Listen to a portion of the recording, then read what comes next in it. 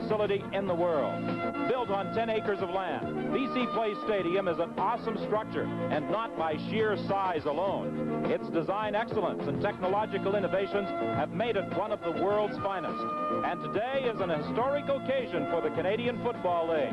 The first regular season game to be played at the stadium at BC Place as the Lions entertain the Saskatchewan Roughriders. After 30 years at Empire Stadium, the BC Lions move into a home that is state-of-the-art.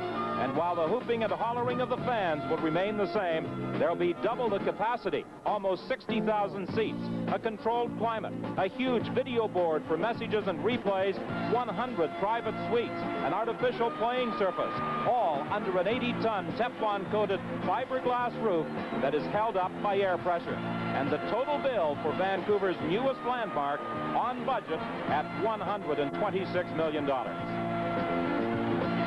Hi, everybody. I'm Don Whitman. Over the years, I've had the good fortune to work out of a number of stadiums, but I think this is one of the finest I have ever seen, and I think Ron Lancaster is inclined to agree. Boy, I sure will, Don. It's just unbelievable in here. It's the first opportunity I've had to get into this place was this morning. We made a complete tour. We had a guided tour by General Manager Bobby Ackles. We've seen everything there is to see. It's a football player's dream, especially a quarterback. You have ideal conditions. You don't worry about wind, rain, and footing, and that's all you can ask. And when you look at the fans here, they're in comfort. It's just an ideal place to play ball. Well, we look for an exciting ball game under these ideal conditions here at the stadium at BC Place.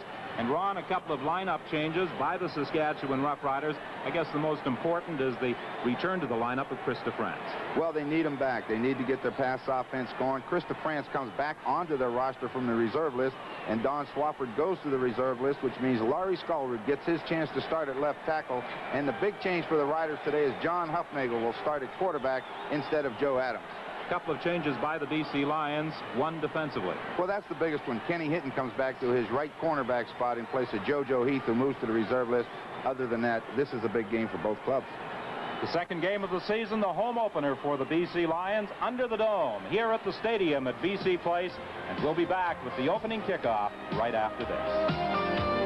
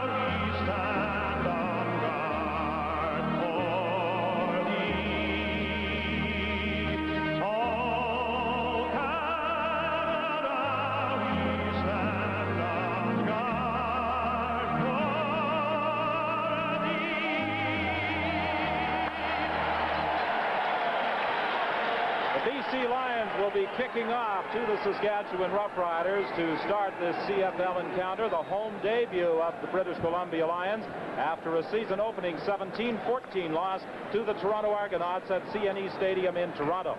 Inside the dome, it is 20 degrees. Outside, the temperature, a beautiful day on the West Coast, 27 degrees. Of course, no wind inside. Outside, it's from the southwest at 15. The humidity a little higher inside at 20% compared to the 12 degrees outside. Now, the BC Lions yesterday at practice were working on a short kickoff. They spent about half an hour here at the stadium working on this particular phase. Don't be surprised if they kick off short to start the game, although Dwight Edwards and Fran McDermott are deep. Lou Pasaglia will probably favor the side Mervyn Fernandez is on. Well, if you're going to, that's where you go, but the Saskatchewan Roughriders want the football, and there's not much coaches' decisions left. There's no wind to worry about. You just take the ball and see what happens. Lou Pasaglia awaiting the referee's signal. There's the whistle from Ross Perrier. And this game is underway. It is a short kickoff. Fernandez is in the clear. He's got it.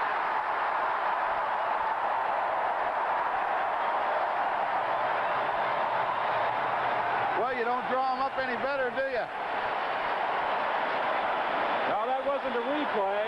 You saw what we had predicted because they were working on it. Well, you put your best pass receiver to the wide side. There's some room, and hopefully he can catch it in flight, and he does, and he gets them down to the 35-yard line. What a way to start a football game. Well, Don Matthews told us that he was determined to go after the Saskatchewan Roughriders, and he starts with that short kickoff, 1st and 10 from the 35-yard line.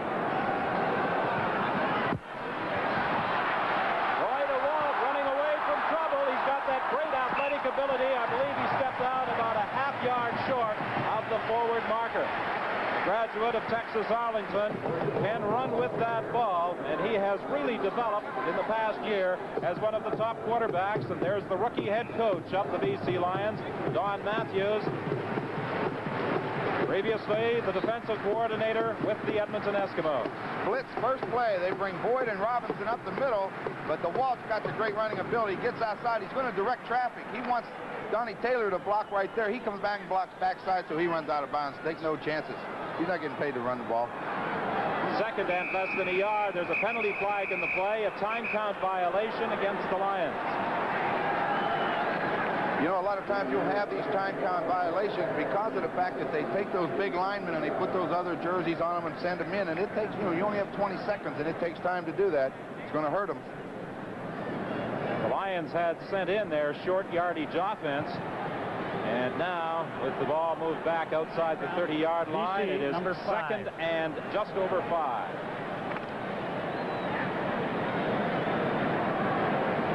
Crowd in the neighborhood of 45,000 in attendance at BC Place. The stadium has a capacity of just under 60,000.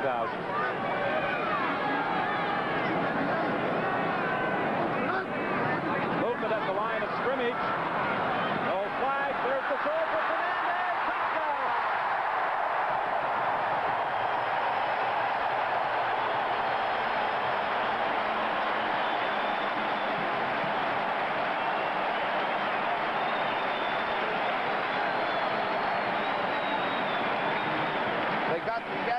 Blitz almost threw him offside. Got one-on-one coverage outside. DeWolf just off balance and throws a strike about 40 yards. Fernandez in the end zone. You'll see number 28, Andre Jones, couldn't stay with him. He's got to step on him right now. You'll see the safety, Marshall Hamilton. That's a dead spot in the zone. It's a long way to go. He didn't make it. Well, we were talking to Mervyn Fernandez prior to the game about the end zones, which are 5 yards shorter. He said it doesn't bother me at all because I'm used to playing on a much smaller field anyway. He didn't need that extra depth in the end zone. The Lions are in front 7-0. We'll be back with their kickoff after this.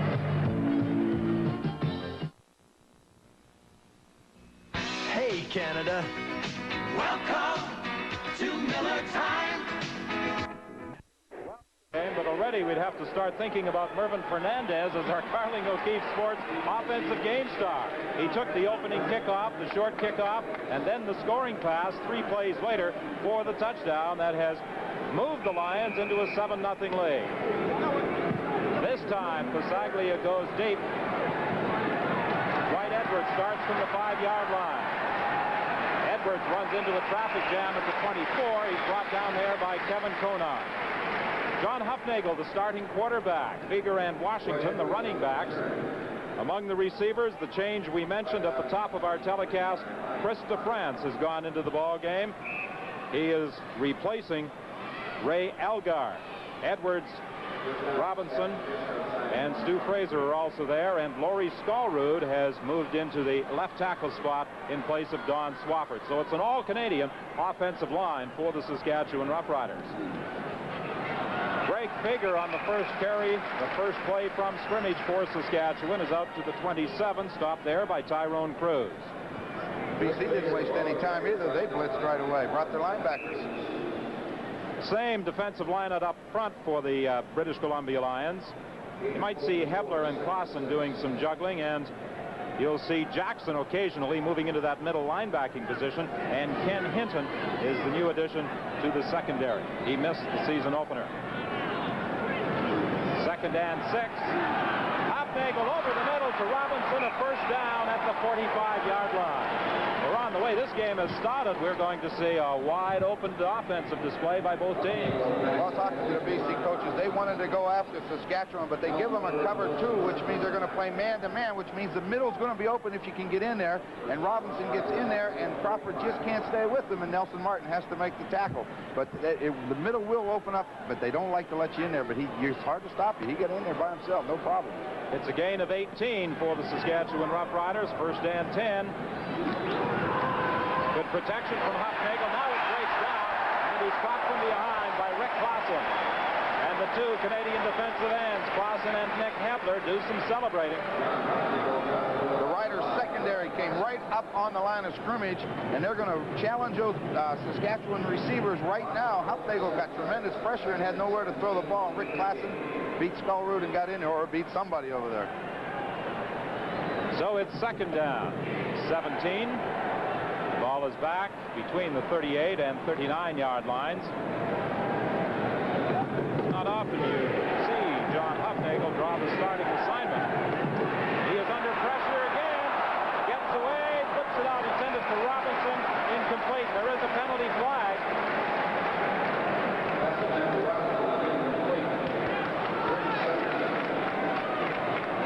We'll wait for referee Ross Barrier to interpret for us. As Don Matthews looks on, it appears to be holding against the BC Lions.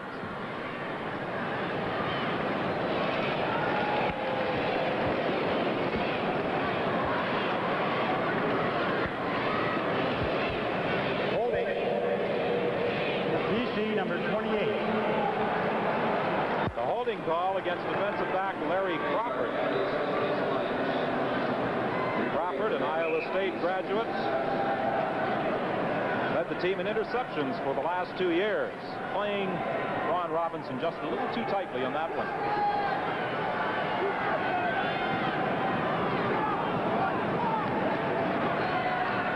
Complete to Greg Fager, and it's a first down Saskatchewan as he penetrates to the 45 of BC, brought down there by Tyrone Cruz.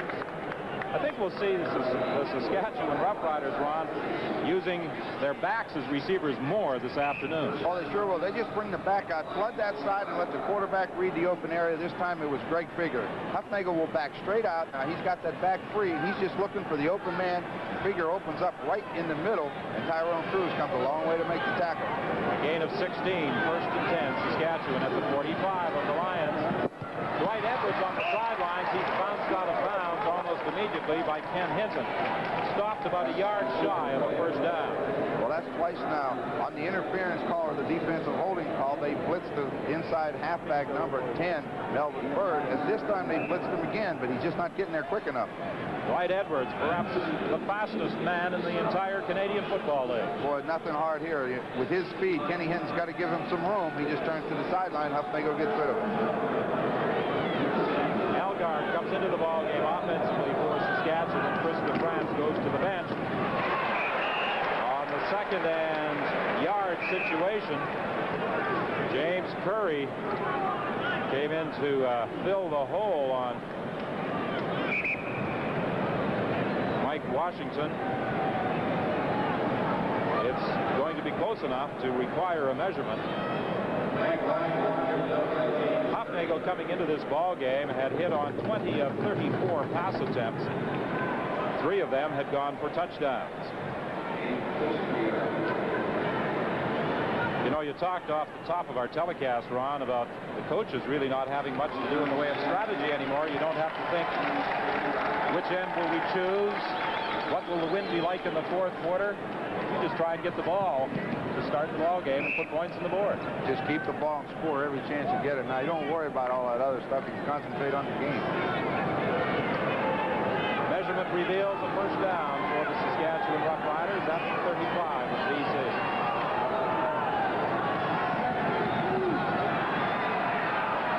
DeFrance, and it's picked off. The receiver was overthrown, and Crawford was there to make the interception. Well, Don, DeFrance definitely got to the inside and was wide open going down the seam, but Hufnagel just just overthrew him, and when that's what happens when you overthrow, you got a defensive back there to pick it up. You watch John Huffnagle come to his left just a little bit. He's going to look left for Krista France. The France is going down the left side coming in, and you'll see he is open as the ball takes off, but it's just a little bit too high and too far, and a diving interception by Crawford. He's back there, and that's his job. Play defense deep. First and 10 from the 12. Lions on that turnover in possession. DeWall looking it out for Sammy Green. Green, who has stayed on the sideline, picks up a first down to the 33-yard line. A gain of 21 as Bill McBride came over to make the tackle with help from Fran McDermott. Well, this is DeWalt's specialty. He wants to sprint, get outside, throws it to the flat man, and that puts the defensive back behind him. Sammy Green makes the catch. He gets a pretty good block. Bring him down, but he picks up good yardage. That's DeWalt's specialty, is get outside where he can see. First and 10. Ball at the 33.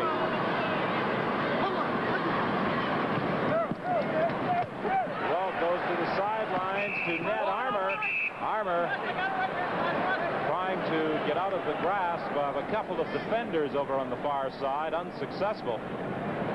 The BC coaching staff very enthused about this young man, Ned Armour.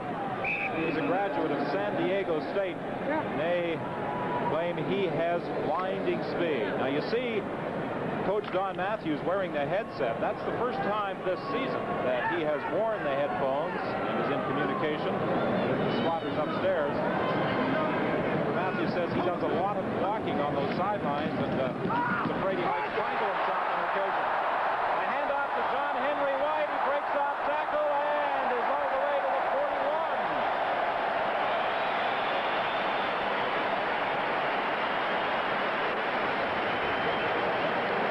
A run of 30 yards for John Henry White, and again the BC Lions are in scoring position. That goes against their tendency. They usually sprint when they put three receivers to one side. This time they run a handbag draw to John Henry White. He comes back against the flow, and the offensive line really broke it open for him. He came through untouched. Great run. First and 10. The ball is at the 41 of Saskatchewan.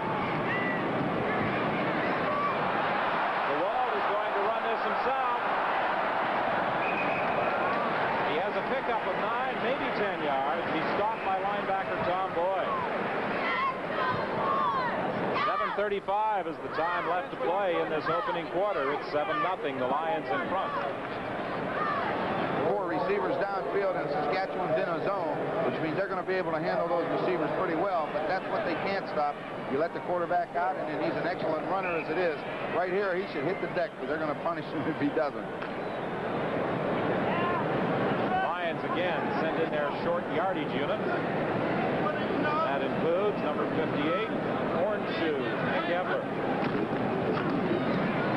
And Hebler leads the block as the Lions pick up the first down.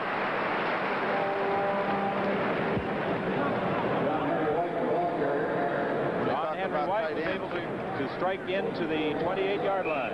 When you're talking about tight ends and you put Hebler and Klassen and those guys in, that's some pretty big blockers. Well, our cameraman up high is Gene Baydek, providing you with that spectacular overhead view of the artificial turf here at the stadium at BC Place. First down. DeWalt's in trouble. He is going to go down. A loss of about 5 or 6 yards as defensive end Vince Goldsmith came crashing in on him. Well, there's our cameraman up high, Gene Baydek. I would not trade places with Gene for any amount of money. Well, maybe. Not me. He can have it. I was looking at him. He's a long way up in the air. And it's a lot warmer up there than it is down at field level. John Pancraft, and he is going to score.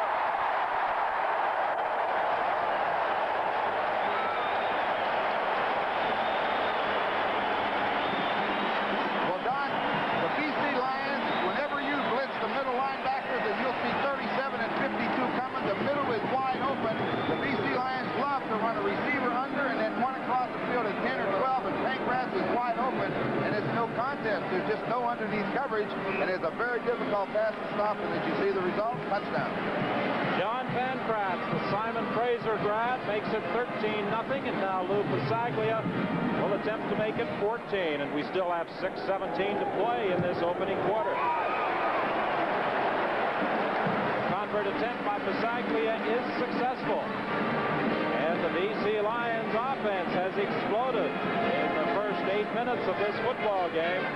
They lead by that 14-0 advantage. The man who scored the second touchdown, all smiles on the BC bench. John Pancratz taking the throw from Roy DeWalt. We'll be back with the BC kickoff after this. And I look forward to this year's Canadian Open at Glen Abbey. Steve Armitage, Ernie Afaganis, and I will be there. I think you might even pop over for a couple of days, Ron Lancaster, and take a look at some of the golf, perhaps pick up a few tips, because you're going to be in Hamilton on Saturday night for the telecast of the BC Lions and the Hamilton Tiger Cats, along with John Wells and Leo Cahill. Dwight Edwards on the kickoff return.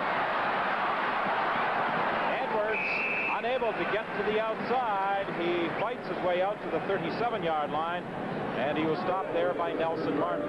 Joe Farraghelli, the coach of the Lions, was telling us he really doesn't, or the Riders was telling us he really doesn't know how fast Dwight Edwards is. He said he seems to be able to adjust his speed and run only as quickly as he has to. Well, that's been the story on him. If he needs to be fast, he's fast. Otherwise, he just cruises along and takes his time. It must be nice to be that fast. I never worried about that. Not too many people do. First and 10, Saskatchewan. The ball is at the 37. They trailed 14-0. Incomplete.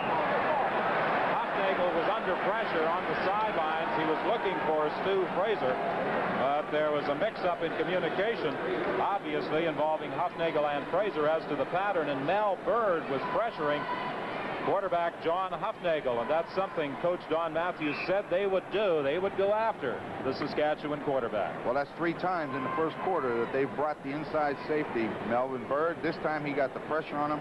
There definitely was some miscommunication between the quarterback and receiver, because he threw the out and the guy went deep, so somebody didn't get the audible. 2nd and 10.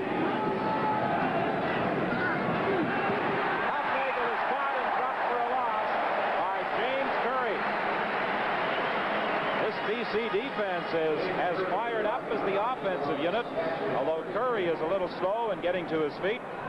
Matthews speaks enthusiastically about this rookie that he recruited this year.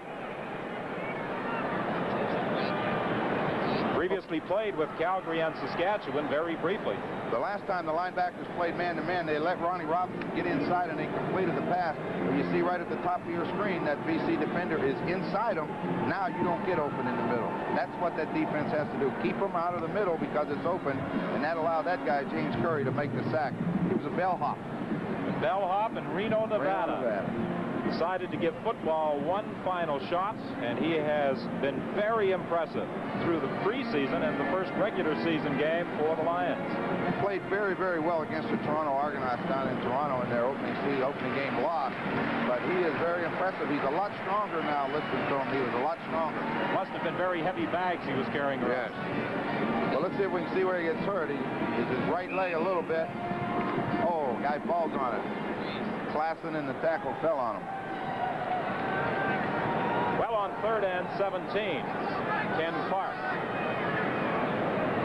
is punting to Crawford and Fernandez.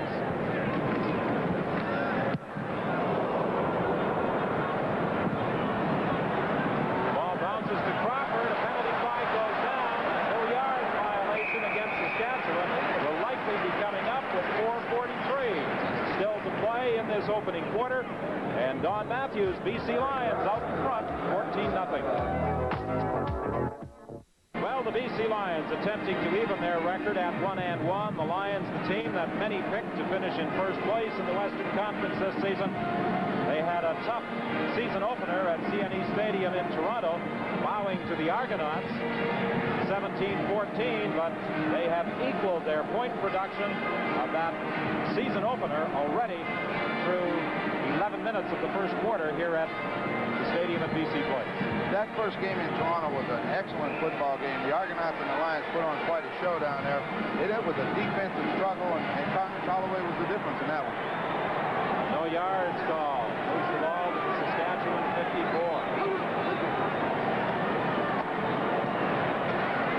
Over the middle to Donnie Taylor. And Taylor is inside the 30-yard line. Got down there by Marshall Hamilton.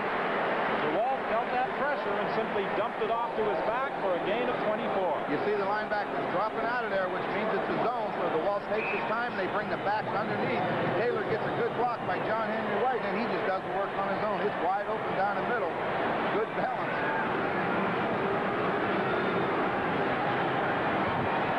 First and 10, the Lions at the 30 of Saskatchewan.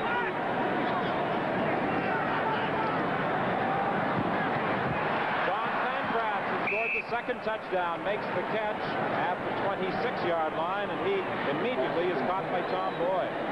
Well, they sent Pancratz underneath, and they try to bring the other receiver, Mervyn Fernandez, and Armour into the middle behind him, but the Riders play it the way you have to do it. Force him to throw the ball off underneath, and as a result, he only gains 3 yards. Roughriders attempting to bounce back after that 50-19 humiliation in their home opener last week at Taylor Field. They are trailing 14-0 with 3:12 the time left in this opening quarter. Sideline pattern to Green. Green is inside the 5.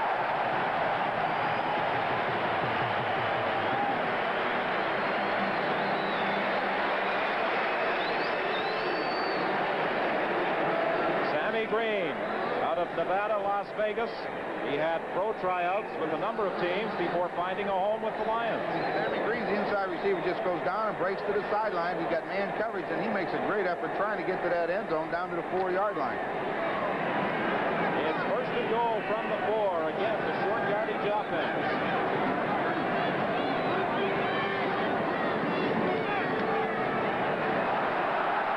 Roy DeWalt will run this one in himself, or try to. He is stopped at the 1-yard line. Robinson came across to make the tackle. It appeared for a moment as though he had room. He looked like he did, but Frank Robinson coming from that inside linebacker position, he's got a better angle, and if you force him to come back in, Robinson will be there. He's the Riders' leading tackler. Here he comes, coming right at you. He's going to be forced to turn in right here. Now number 37 arrives. Second and goal.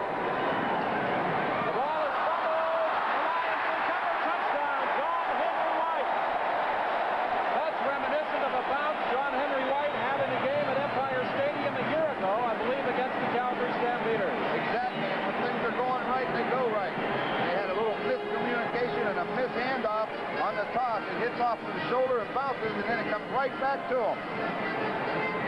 Right back, one bouncing in. Takes a long time to practice that, Don. That's tough. Well, the touchdown by John Henry White makes it a 20-0 ball game in favor of the Lions, and they have not used up much time or many plays once they've gained possession in finding that end zone. The point after by Pasaglia, 1:46 still the time remaining in this opening quarter.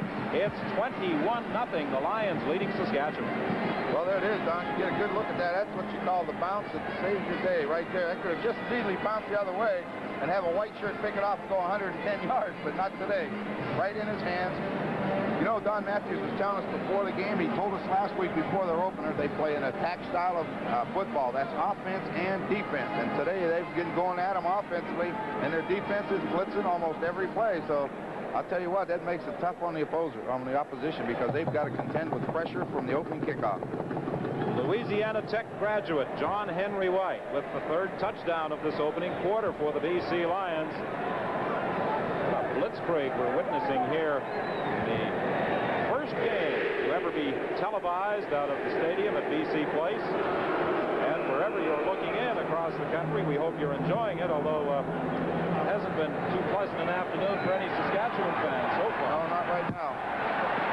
Dwight Edwards, again, trying to get outside and find some room. Finally, he's brought down inside the 25 by Mike Washburn. great effort not to gain any yards. They had the return set up to the left again. They wanted to come this way with it, but the ball was kicked to the middle, and he didn't have a chance. But he sure took a lot of hits and made a lot of moves to not gain very many yards. Gets away from a lot of guys, but he's outnumbered there in orange jerseys. When you get one white jersey and 5 orange, you're inclined to bet on the orange. I think if you're taking the odds. Dwight Edwards moves out to the left. Stu Fraser goes wide right. First and 10. Ball just inside the 25-yard line. A little counteraction with Washington, and he's across the 25 for a pickup of 1, maybe 2 yards before being stopped by Glenn Jackson. BC will be a very difficult team to run on because all those defensive backs and everybody are up on the line of scrimmage, and you've got to pop it quick to get through there, and that kind of play takes a little bit too long to develop.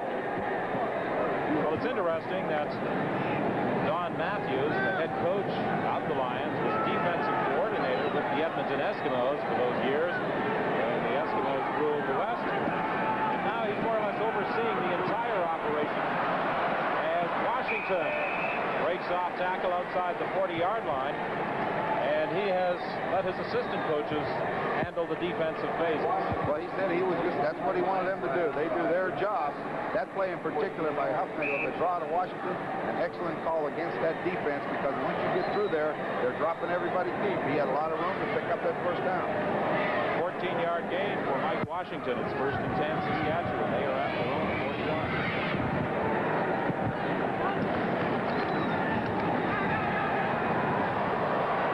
Greg Figger has another Saskatchewan first down. He's across the 50 and is stopped by Tyrone Cruz at the 52. Again, Greg Figger says now his man doesn't come, so he just turns upfield, finds a hole, hit him close, he makes a nice move, gets down the field, another first down. That's what you have to do. Take what they give you. Huffnagel's a little bit patient. He's got the experience to do that. Laurie Stallroot, number 68, playing that left tackle position. Starting there in place of Don Swafford. It's first and 10. This should be the final play of the opening quarter. Draw play with Washington, and Washington has a gain of 8 before being stopped by linebacker Glenn Jackson. And that is the final play of the opening quarter. The Saskatchewan Roughriders in possession, but they trail 21-0. The Lions lead by 21, and in terms of total offense, quite a discrepancy, as you can see. Both quarterbacks have been sharp, particularly Roy DeWalt, who has yet to miss a pass.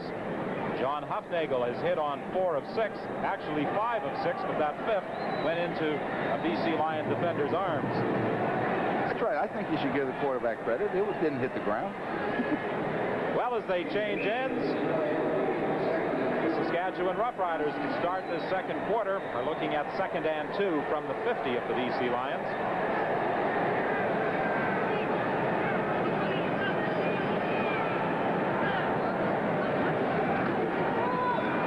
Washington trying to get that first down, and he is going to be stopped short. The right side of that BC defensive line came in to stop Mike Washington. Stop everything. That's just an excellent defensive play by the BC Lions. They're going to all come down to the inside and just take those inside gaps away. Here they come, all coming down inside, and by the time they arrive, the ball carrier gets there. There's too many orange shirts to block. Well, they're going to go after it. I really don't think Joe Farragelli has much choice. No. Trailing by 21. The ball at the 50 of the Lions. It's third and a yard and a half. With Greg Figger straight up the middle, and he fights his way to about the 47. As you say, Coach Farragelli there on the sideline didn't really have a choice. With a 21-0 deficit looking at him, he's got to go after that first down, and this time Greg Figger goes behind Foley straight ahead and gets it. 28th year of coaching for Joe Farragelli. Coach of the year in the Canadian Football League. First and 10 now for the Roughriders. They are at the 47 of the Lions. Robinson could not hang on. And those are the type of passes the receivers must hang on to. Well, you can't criticize the quarterback. He's got Bernie Gleer one-on-one, and he beats him to the outside. Gleer's not there. The ball arrives right where it should, right in his hands, and he just drops the football. When you were quarterbacking, what did you say to the receiver when he came back to the huddle after that play? I looked at him funny, but I didn't say anything because many times they'd make great catches to bail you out, so it's going to happen once in a while. 2nd and 10 from the 47. Draw play. Washington picks up 1, maybe 2 yards. Rick Clausen was there for the BC Lions defensively.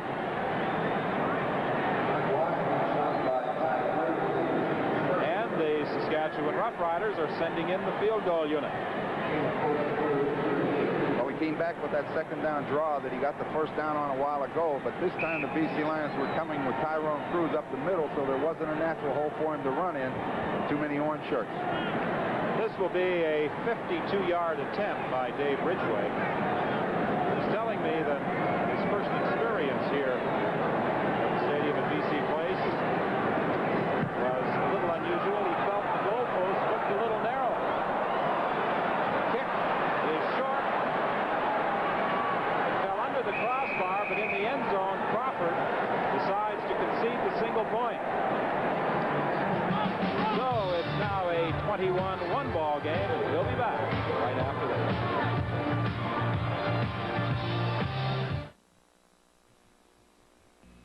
Hey, Canada. Look out.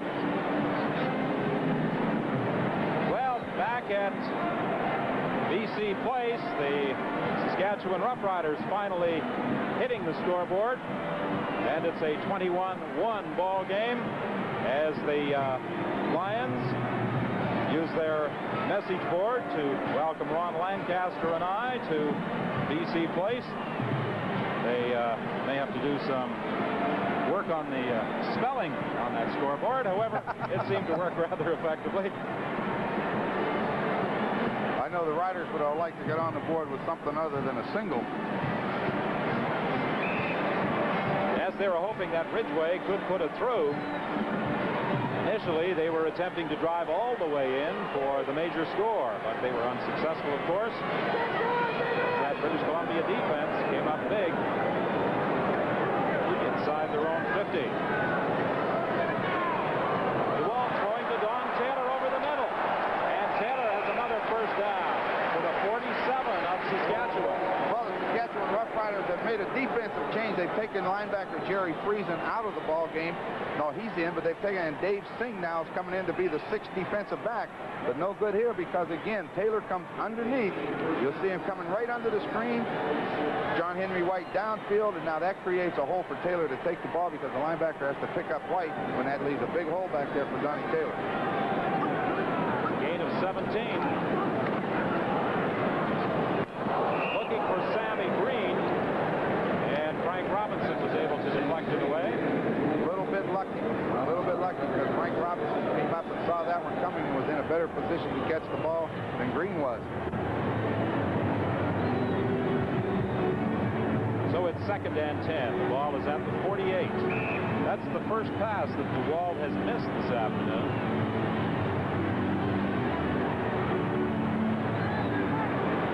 Ned Armour goes wide right. Fernandez comes out to the left. Green and Pancras running from those slot back positions. DeWalt's in trouble. He is caught by Vince Goldsmith. He was looking to pitch it out just as he was stopped.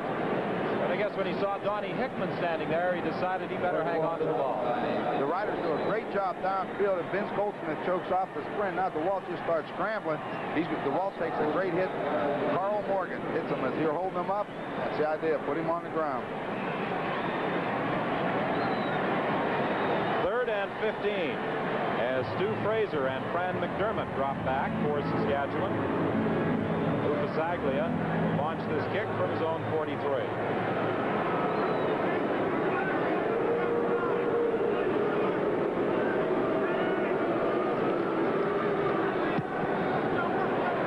Good kick by Fasaglia. It chases Fraser back to the 2-yard line. Fraser Fraser is out to the 11. There's also a penalty flag and a fumble on the play.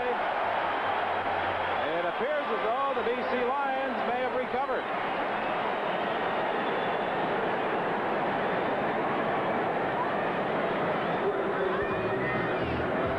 Well, we'll sort it all out for you in just a moment, but first let's pause for this message. Aimed the ball wide side to Stu Fraser. He has nowhere to go. A lot of orange shirts. The ball comes loose down there somewhere. I don't know who came up with it, but it's all going for naught anyway. Back at the line of scrimmage, there was a penalty flag on the play, apparently against the BC Lions.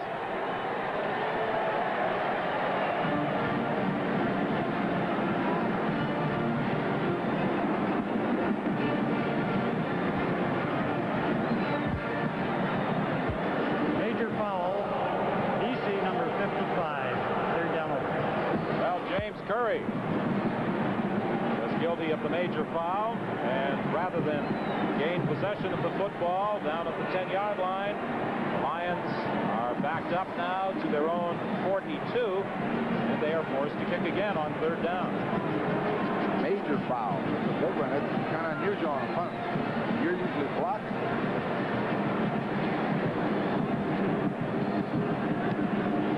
Another good kick by Pasaglia. Fraser goes back to his own 10-yard line.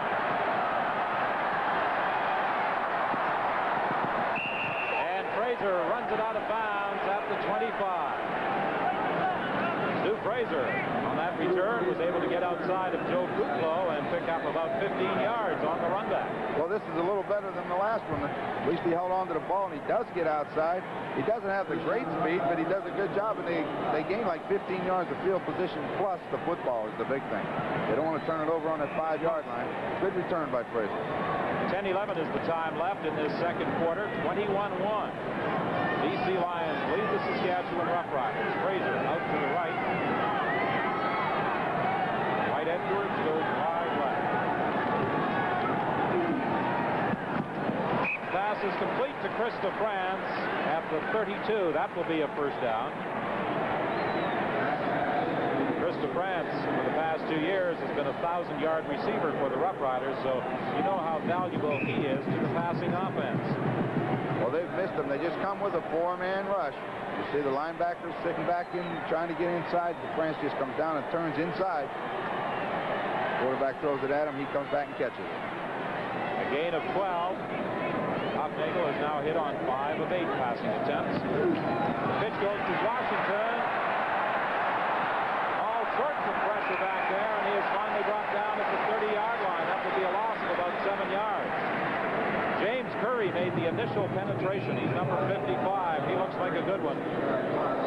Playing extremely well. Bernie Gleer, the rover back, as he's called in the BC alignment, lined up on the outside, and on that toss, he got 5 yards into the offensive backfield, and Washington could not get around him.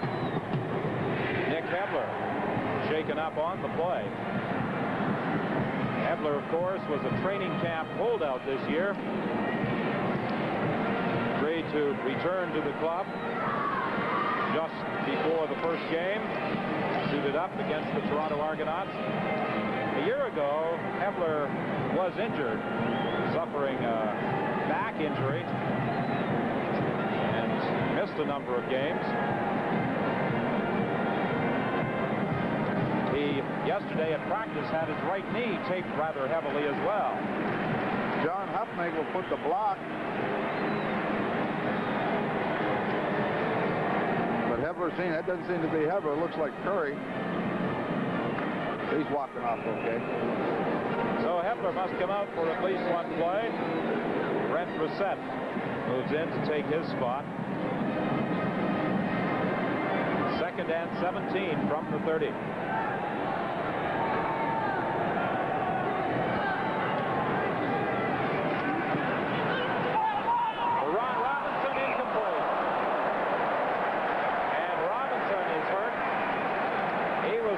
As he went up for that throw between Nelson Martin and Mel Bird. Well, we know how tough Nelson Martin is. He's a very, very physical defensive back. And that ball's up in the air that long. He's got a shot at it. Huffnagel tries to hit him right down the seam. You'll see Nelson Martin coming left to right. The ball's a little bit overthrown. He gets hit both ways, once in the back and once in the front. Bird hits him in the back. Martin gets him in the front, and the ball's too far. Well, he's up and moving around. He's okay. So again, the Saskatchewan Roughriders are forced into a punting situation. 8:30 is the time left in this first half. 21-1, BC Lions lead. Hernandez takes it at the 40. He gets up to the 45 and then is driven back. The initial player to make contact was Vic Stevenson. That was a kick of 41 yards by Ken Clark. Number 54, Vic Stevenson, a rookie with the Riders this year out of the University of Calgary. Laurie Skullroot and Tyrone Cruz not exactly enjoying each other's company, I don't think. Skullroot had hold of the face mask there of Tyrone Cruz that, fortunately for him, went undetected by the officials. To get the pass away, but he was in the grasp of J.C. Pelusi at the time, and they had whistled it down back at the 34-yard line. Well, the rules are they're going to protect that quarterback, and as soon as he's in a defender's grasp, you'll see Pelusi gets a good hold on him, but he does manage to throw it out to Donnie Taylor, but I would say for protection-wise, it was a good call. Cost him about 11 yards. Ball moves back to the 34-yard line. Pelusi, the rookie out of the University of Pittsburgh, 6'1", 250 pounds.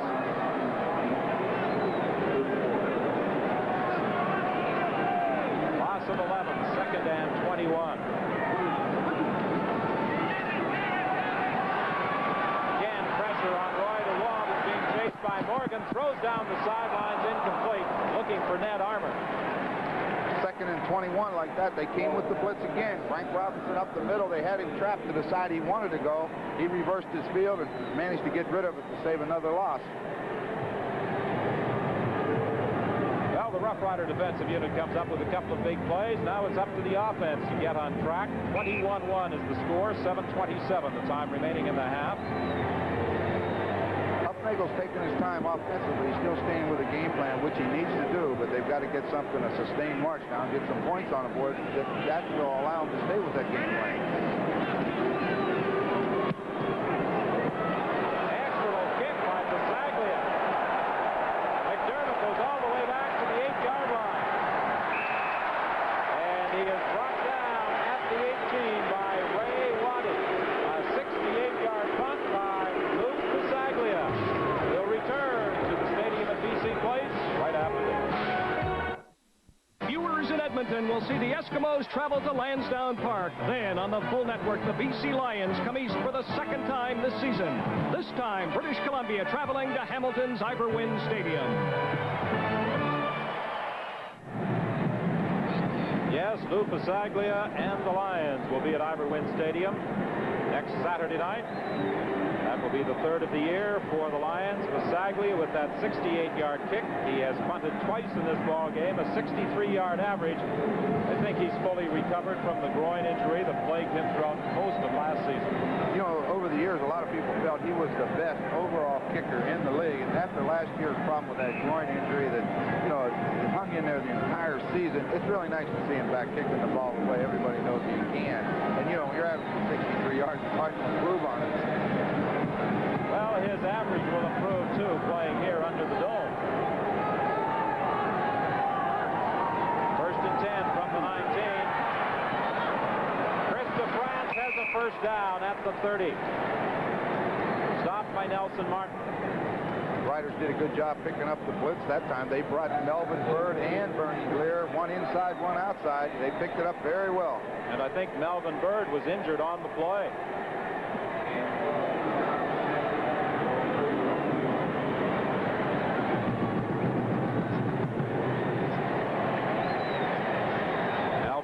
Number 10 now getting into a sitting position. You see him coming on quarterback John Huffnagel with Curry coming from the backside, and that hurts. Curry hit Huffnagel, but he also got Bird. It looks like Curry's the one that got both of them. He'll be back, though.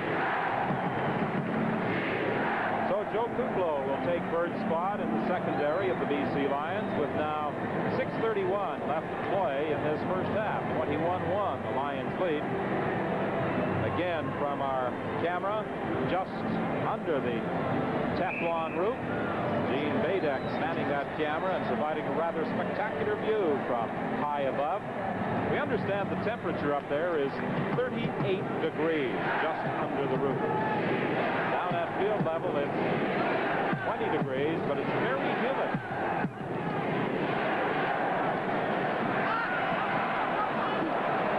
Chris DeFrance again, unable to hang on the far side of the field.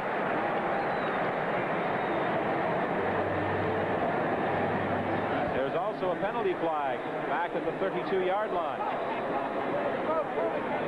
Huffnagel got some pressure that time from Klassen and Hebler coming from the outsides, and I think that's the reason that ball was wobbling going up there. He took a pretty good hit. He's looking back for DeFrance. See him show up. Bernie Clear gets there. The ball's a little wobbling. DeFrance. Nelson Martin makes a pretty good hit on him, and it looks like the ball was deflected away. Saskatchewan number 68 declined second half. The holding call against Laurie Stallroot declined, and Joe Adams is up and getting loose at that Saskatchewan bench. Adams started last week against the Hamilton Tiger Cats and then was relieved by Huffnagel. He just reversed the procedure this afternoon here at BC Place. The blitz again, throwing deep for DeFrance, knocked away by Kuklo, and there's also a penalty flag in the play.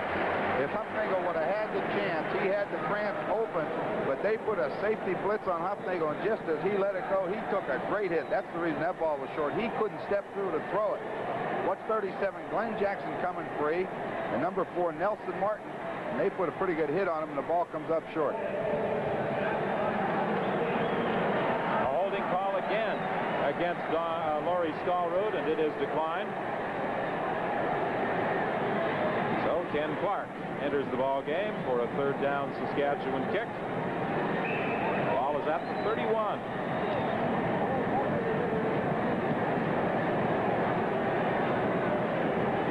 Victory, of course, this afternoon for the Saskatchewan Roughriders, and put them to a first-place tie in the West with the Winnipeg Blue Bombers. Bombers victors on Friday night over the Hamilton Tiger Cats. They have a 2-1 record. Ball is taken by Crawford. Crawford finds some room up the middle and then is hit at the 50-yard line. Contact made by Andre Jones. Ball's kicked on a line drive. Ken Clark's not getting them up as high as Bisaglia does, and that's allowing Crawford to get straight up the field. This is a good hit right on him. That'll bring you to a halt in a hurry. Mike Emery was the first man to hit him and hold him up. 10 for the Lions. They are at the 51.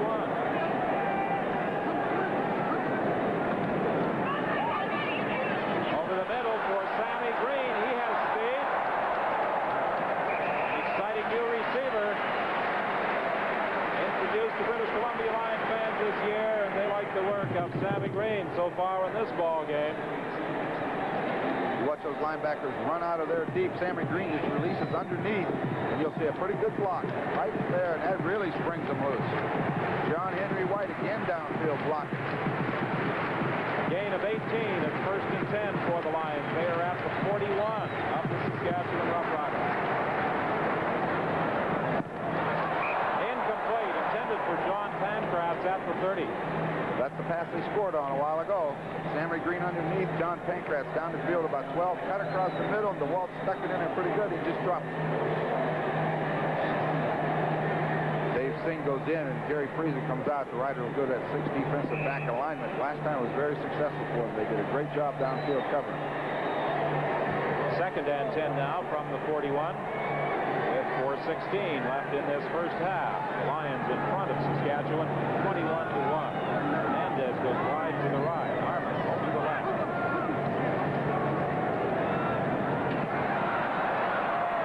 DeWalt under pressure, gets the pass away.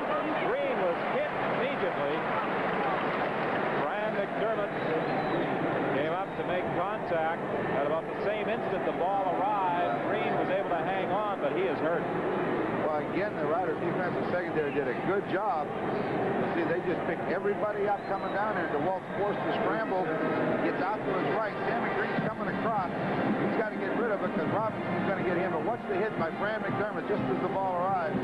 That slows you down. Makes it difficult to catch. St. Mary's grad, Fran McDermott, flying quite a hit on Sammy Green. Green apparently is all right as he is up on his feet and heading back to the bench.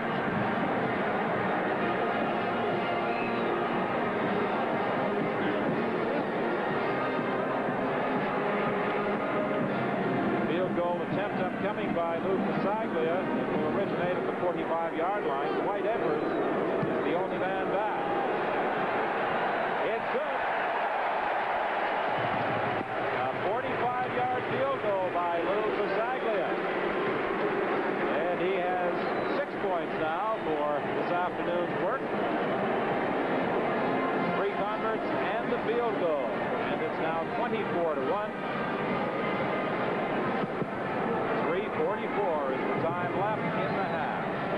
I know Coach Faragelli would rather start Joe Adams and have Huffnagel coming off the bench. But in their first 2 games, Adams has been unable to get anything going the first half, so he reversed it today, and they're still having the same problems. They just can't get that offense moving in the first half of play.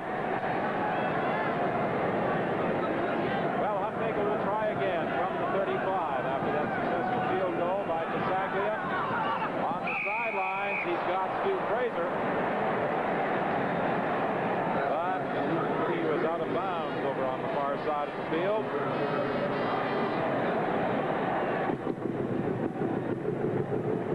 It will be 2nd and 10. Lions putting a lot of pressure this afternoon on Huffnagel. He is under attack almost every time he goes back to throw.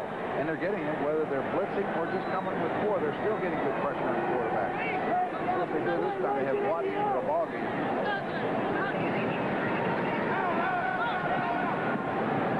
Intended for Greg Figger, he was unable to hang on. That time, Don, only a 4-man rush, 4 defensive linemen, and they checked Figger down the field. The ball got tipped at the line of scrimmage, which means they are getting good penetration. Well, we have a timeout with 2:59 remaining in the half. At halftime, highlights of the week's action in the Canadian Football League, plus another look at this fantastic facility, the stadium at BC Place. We'll have CompuStats and the highlights of the first half, the BC Lions and the Saskatchewan Roughriders. So far, it's been pretty much the Lions all the way. They lead 24-1. Ken Clark's 3rd down kick is taken by Crawford at the 25. Crawford finds the hole, and only Ken Clark can stop it. And Clark makes the tackle down at the 35-yard line. A punt of 51 yards by Clark and a run back of 50 by Larry Crawford. And it was Ken Clark who prevented Crawford from going all the way. Well, we said Ken Clark had been kicking him low. This is by far the best kick. He got it way up in the air, but he finds a gap straight ahead, and when he got through there clean, it was a race. Ken Clark wins it. I thought for a minute he was going to give him this move and then bounce outside and outrun him, but Ken Clark stayed with him and just gets that jersey and hangs on. The ball is at the 36. It's 1st and 10 for the Lions as we return to the live action. Hand off to John Henry White, following the blocking of Johnny Hickman, and he has a gain of about 9.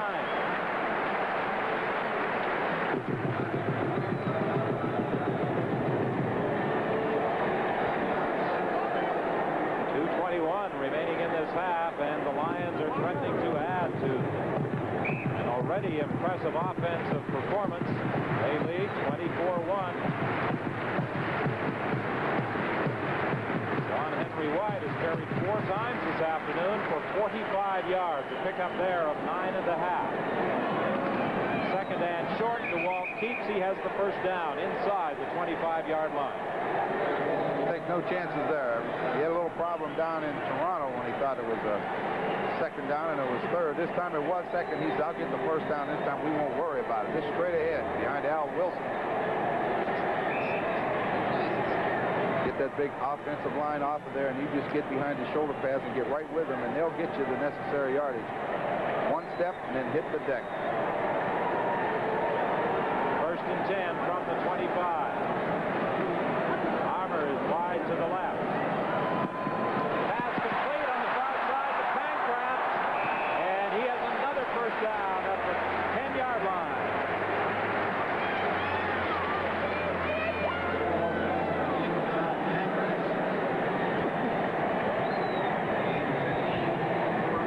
Gain of 15 for John Pancratz. He has already scored a touchdown this afternoon. Fernandez goes deep. Pancratz breaks to the sideline.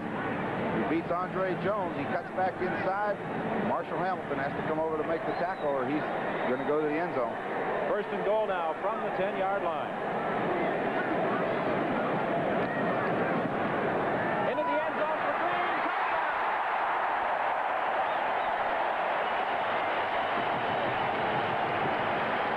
That's a big, big touchdown, Don. Late in the half like that, Don, with less than a minute and a half left in the half. Sammy Green just goes down, runs to the wide side of the field, and DeWalt throws him a strike. He gets in behind Fran McDermott and in front of Steve Dennis.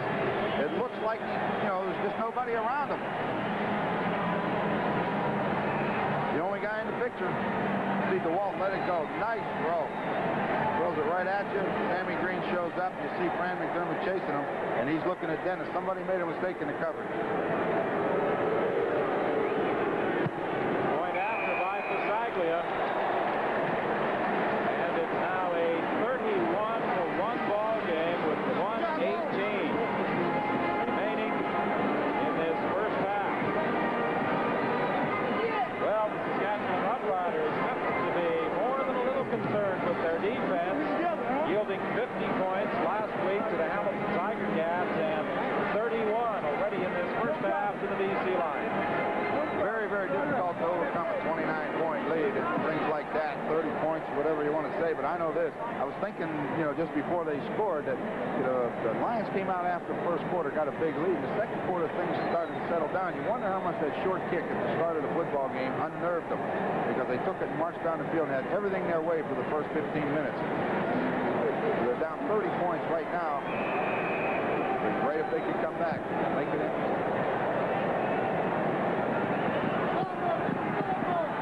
Edwards trying to find some room, and he is stopped at the 26-yard line. Well, with 1:14, you still have time to get some points on the board, and the Riders desperately need a field goal, a touchdown, something, to get them going a little bit and come back to that third quarter. They need something before they go to the dressing room at the half. They look like a football team right now that is really down. Pretty hard to be up. When you're down 31-1, it's a depressing situation, and you're just hoping that maybe something can happen right now to give you a little bit of life looking into the second half.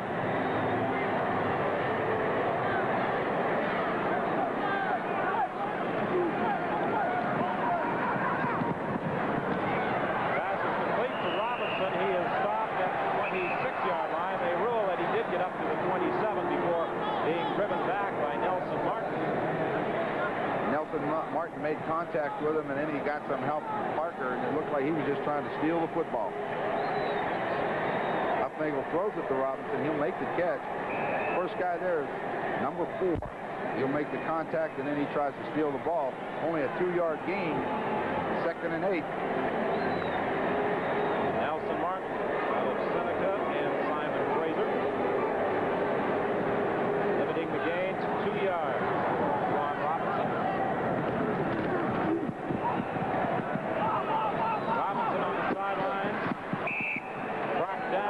Nelson Martin, and depending on where they place the ball, it should be a first down Saskatchewan. It is. That's the best time Huffnagel's had to throw the football. The offensive line took him on. They held him on the line of scrimmage and allowed him to look around, and finally Robinson broke free.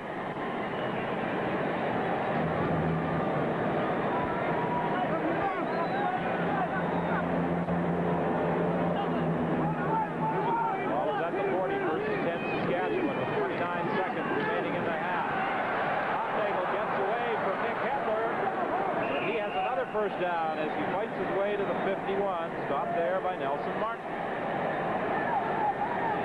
A lot of people wonder why with 30 seconds left in the half, the quarterback's running instead of throwing. He didn't have a choice. They had both receivers covered down here, and Hebler chasing you. It's survival right now. Huffnagel's got good speed for a quarterback. The defensive backs are back. He makes a good move and does pick up the first down. I thought he'd just kind of slide in there. Roughriders in that hurry-up offense, trying to get into scoring range. Great catch by Chris DeBlanc. Well, that's DeBlanc's specialty. He loves to go down the seam like that and have Huffnagel throw it, and he'll catch the ball in some very weird positions, and this time he just lays out and makes a great catch. So the Saskatchewan Roughriders have called a timeout, and they'll have a first down at the 33 of the Lions with 13 seconds remaining in this first half.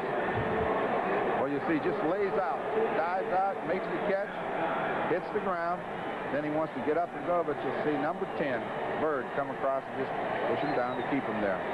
Farragelli and Huffnagel talking with 13 seconds. They want to get 2 plays, and the second one, they want it in the end zone. You get a pretty good view there of this fine facility, BC Place Stadium, with a crowd of about 45,000 in attendance. Somewhat ironic, I suppose, that over the past 3 days, the weather here on the West Coast has been absolutely ideal, Ron. 27 degrees outside today, brilliant sunshine. It's been that way. However, people who live on the West Coast and those who have visited here can also tell you you can get 3 days of solid rain. It is beautiful, but it's nice in here. Intended for Edwards, incomplete. 9 seconds still remain. Mac Moore was going after quarterback John Huffnagel and leveled him just as he threw. Stepped and threw all the way back to the wide side of the field to Edwards and took a pretty good hit. 9 seconds left. Incomplete, intended for Ron Robinson. Nelson Martin made a fine defensive play. Nelson Martin has played a rather prominent role in that BC defensive unit over the last half dozen plays. Good defensive play by 2 people. Mac Moore again put the pressure on Huffnagel, but the ball was there, and Martin just reached out and knocked it away. Well, Dave Ridgway now enters the ball game, and on what should be the final play of this first half, he'll attempt to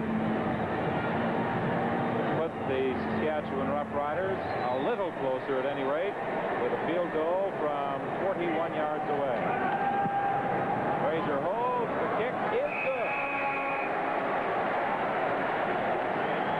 So Dave Ridgway hits on a 41-yard field goal. However, the Roughriders have their work cut out for them in the second half. They trail 31-4. Stay tuned for our halftime show.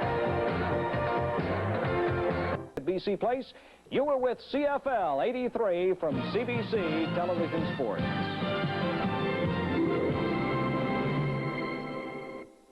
We are back live at our CFL Control Center in Toronto. There's not much doubt if you plan on playing football or baseball in this country, you need a dome stadium. And the city of Vancouver has led the way. The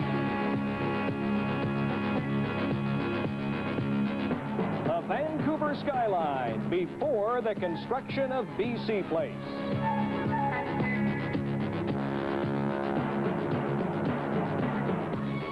Construction actually began in April of 1981 using a method of construction called fast tracking. The architects were drawing blueprints while the building was actually still being built. The architects usually staying 2 to 3 months ahead of Dillingham construction, but there were times when it dropped to 2 or 3 days. A tremendous project and quite an accomplishment to finish. 4,409 tons of steel, 69,371 cubic yards of concrete. That is enough to build a sidewalk from Vancouver to Tacoma, Washington. Those figures represent roughly twice those of a modern high-rise office building. And finally, the day for inflation arrived. Tens of thousands gathered outside, 4,000 dignitaries gathered inside. The roof began rising as 16 giant fans were activated, increasing the air pressure inside the building. Inflation actually taking just 53 minutes. Covering 10 acres and weighing 280 tons, it is the world's largest air-supported roof. although it's inflated by fans and air-supported, hey, it is strong. As you see the people jumping on it, the roof goes up on the pride of downtown Vancouver. And the day Premier Bennett had waited for the official opening ceremonies. And now it is my proud privilege to declare this stadium officially open. Thank you.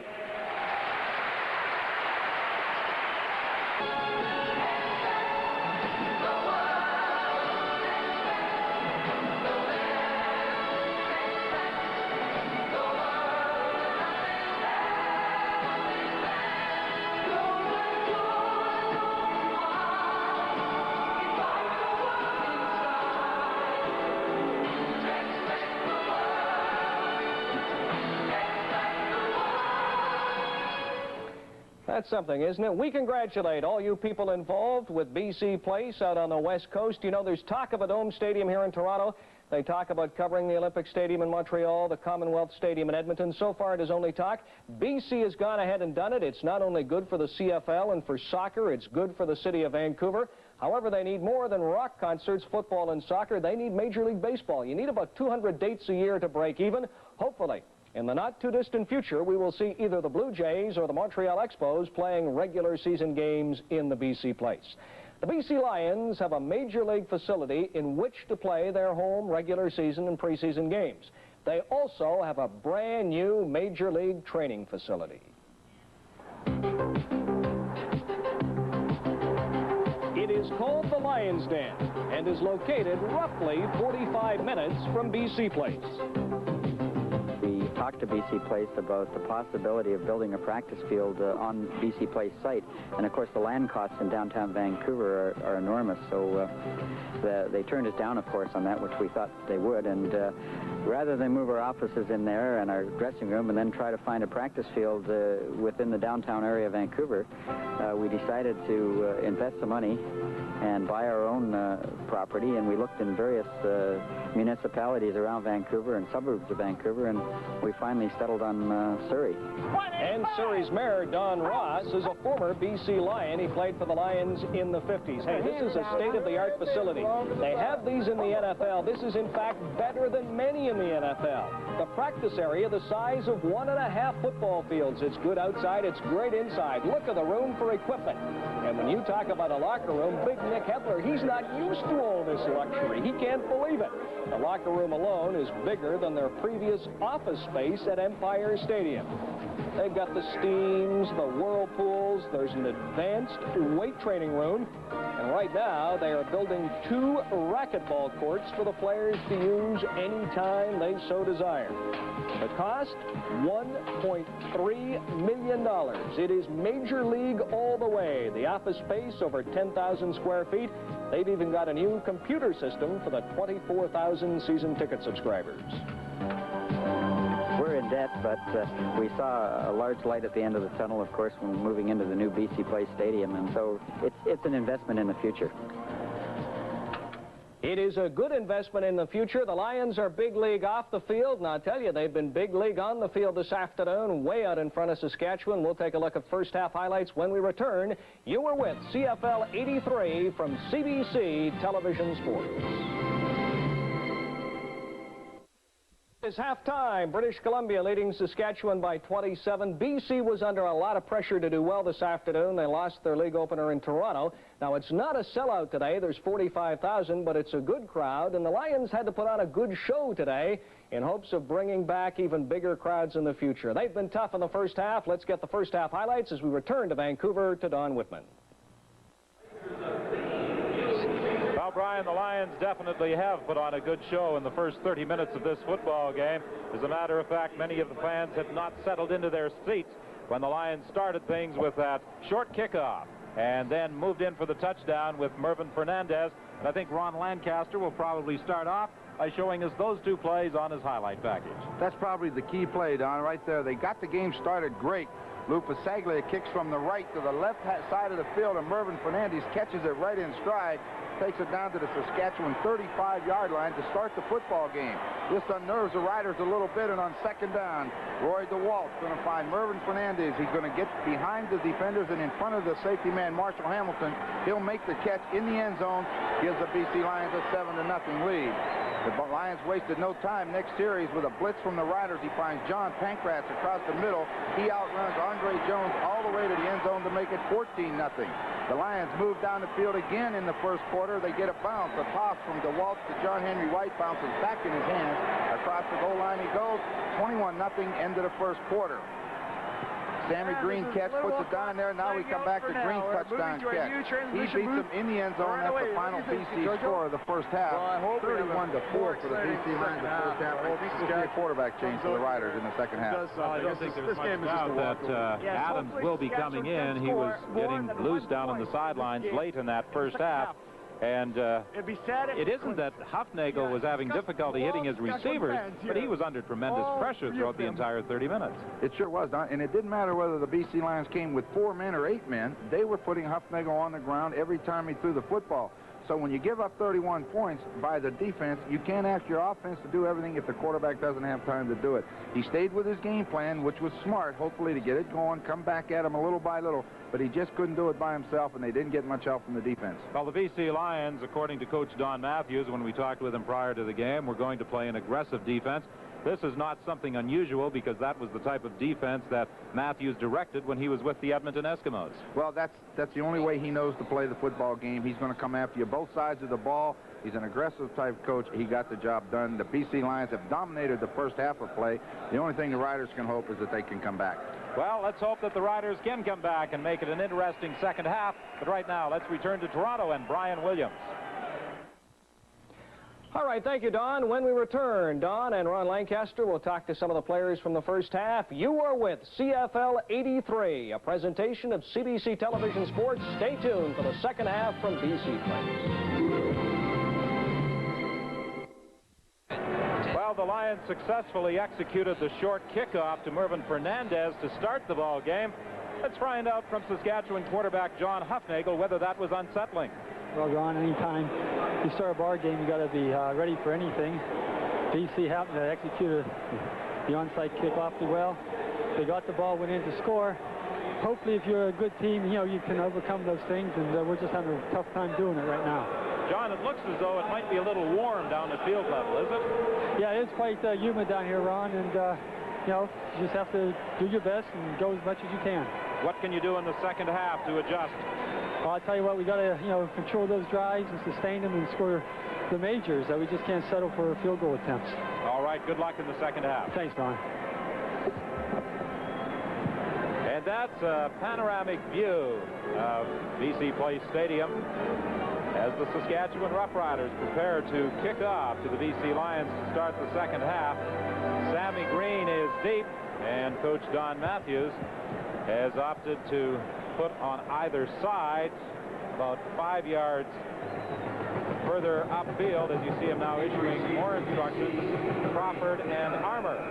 Again, Matthews indicating he wants the two of them to move up a little closer to the 10-yard line, with Green back at about the goal line. Crawford will take the kick at the 12.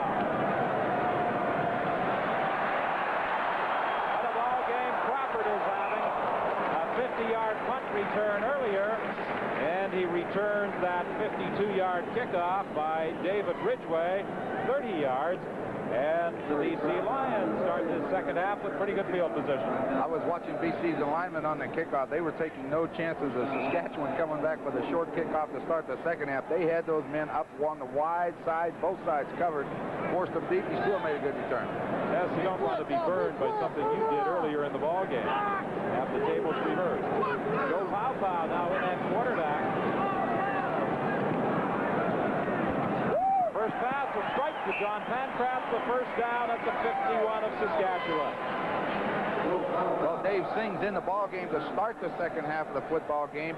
So it looks like the Riders are going to sit with their 6 defensive backs, but they clear Fernandez out and break John Pankratz to the sideline. And once again, he's got 3 steps on Andre Jones. And Dave Singh comes over to knock him out of bounds. That's a gain of 16 for John Pankratz. He scored the second touchdown of the ball game. You see the seasonal records for Joe Paopao. His first pass in this ball game is a successful one. He gives to John Henry White for a pickup of about 1 yard.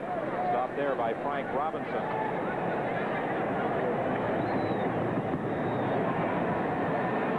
This is a situation I think most coaches would like to be in, where they can go with one quarterback in the first half and back with the other quarterback in the second, give them both equal playing time and have them benefit from the experience.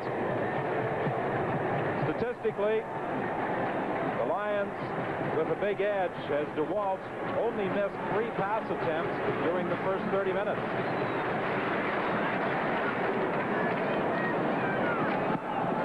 Paopao is 2 for 2 as he hits Sammy Green for a first down at the 38-yard line. Well, they've been breaking the inside receiver down and toward the sideline and working on Andre Jones. This time they go down, he fakes outside and comes back and runs a hook, and Paopao's right on target. Nobody there. He makes the catch. First down, move the sticks again. I was a little surprised to see this change. I was kind of expecting DeWalt, but they're going to need both of them before the year's over. You know that.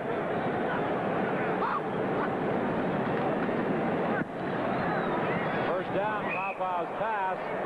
He tried to dump it off to John Henry White, knocked down right at the line of scrimmage. Mike Samples managed to get a hand up and deflect it away. Samples, number 66. Once played with BC, then with Hamilton, before being acquired by the Saskatchewan Roughriders. He tries to clear it out and then let Donnie Taylor and John Henry White cruise out underneath it, but Mike Samples bats it down. They took out Dave Singh and quit freezing. I wouldn't be afraid to see a blitz coming right here. Let's see what they're going to do. Second and 10. Ball is at the 38.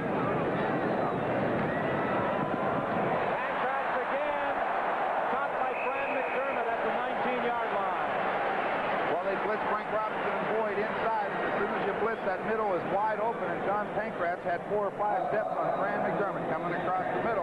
You'll see the 2 linebackers, 37 and 52, coming up the middle. Now, John Pankratz has got a lot of room. Give him time to throw the football. He's got 4 steps on him, moves the sticks down to the 20-yard line. Pankratz has now hauled in 5 passes for 86 yards and 1 touchdown.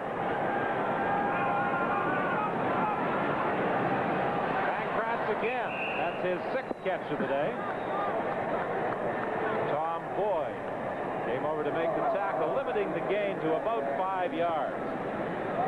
Pankratz is the 3rd receiver on that pattern. He has 2 receivers on this side. He looks for both recovered. He gets the slow man coming across the field. He just comes across underneath, and he's a safety valve. And that's a good play. Quarterback doesn't force the ball, takes what they give him, keeps the drive alive. On with the speed of Fernandez, Ned Armour, Sammy Green. BC Lions have a very talented core of receivers. Well, they sure do. They're excellent receivers, and the man that's not on the roster now, Tim Kearson, San Jose State, is also an excellent receiver. So they've got 5 that I know can fly. John Henry White was the ball carrier. He was brought down by Tom Boyd, and this prompts Don Matthews on 3rd and 5 to send in the field goal unit. Lou Pasaglia attempt to make it a 34-4 ball game.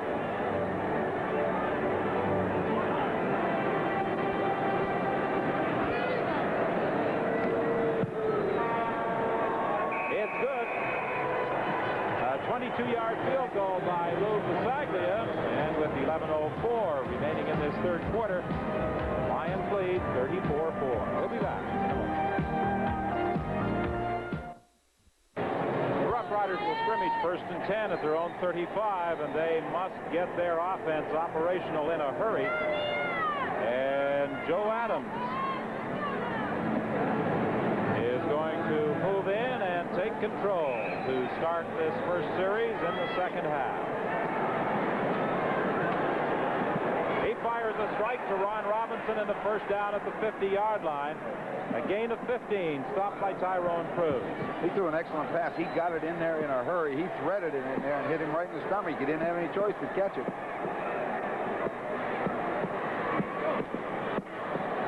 think Adams would probably be the first to admit he had a horrendous ball game against the Hamilton Tiger Cats last Saturday. Trying to redeem himself, and he's off to a good start, hitting Dwight Edwards for a gain of about 8.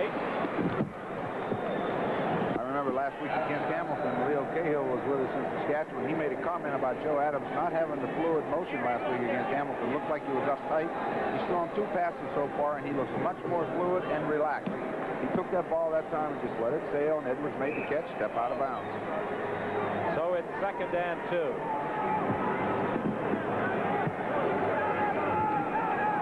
And off to Washington. He sidesteps his way through a couple of holes and has a first down. Inside the 40-yard line. Stopped there by Ken Hinton.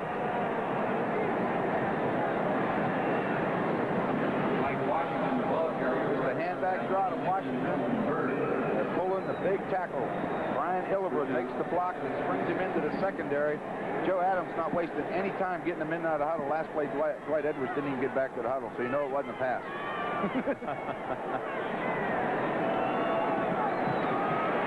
Going deep for Dwight Edwards. Incomplete. He was being covered by Terry Parker. Well, they put the blitz on him, and you see Glenn Jackson having a discussion with Adams. He had a hold of Adams' jersey, and Adams wanted to let go, and he's trying to smack his arm off of him. And Glenn Jackson just telling him, you know, you really shouldn't do that. I was just doing my job. Glenn Jackson, one of the veterans of the BC Lions, graduate of Simon Fraser, 1976 territorial protection.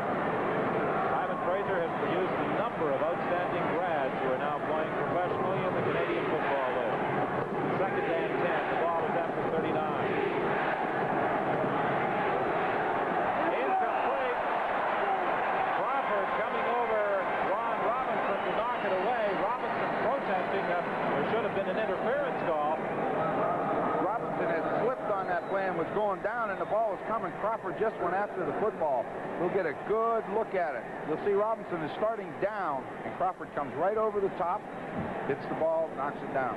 You teach those defensive backs, the ball belongs to anybody that can get it. Play that football. Crawford's had a good ball game so far today. He has to be a candidate for one of our Carling O'Keefe offensive or defensive game star awards. I say both offensive and defensive because he has had a couple of good kick returns. The field goal attempt, it is good. Dave Bridgeway puts it through from 46 yards out. And it's now 34-7. The BC Lions leading the Saskatchewan Roughriders. Let's pause for this message. They've just announced the official attendance here at BC Place, 41,801. The capacity of the stadium is just under 60,000.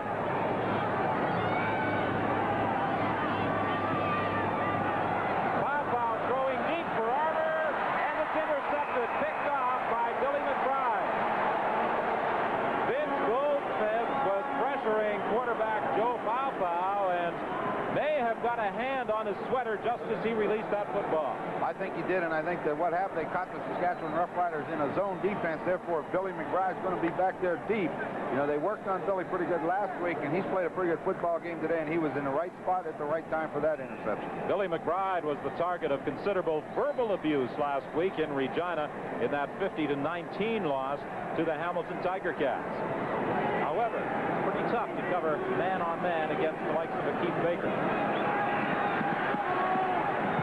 Good throw for Chris de France for a first down at the 54. Boy, Joe Adams drilled that football. He really let it go. He rolls to his left. He drops, and now he sprints out. It's like called a dash or whatever you want to call it. Most teams call it a dash. Watch him drill it. He throws it about 25 yards, and DeFrance makes the catch.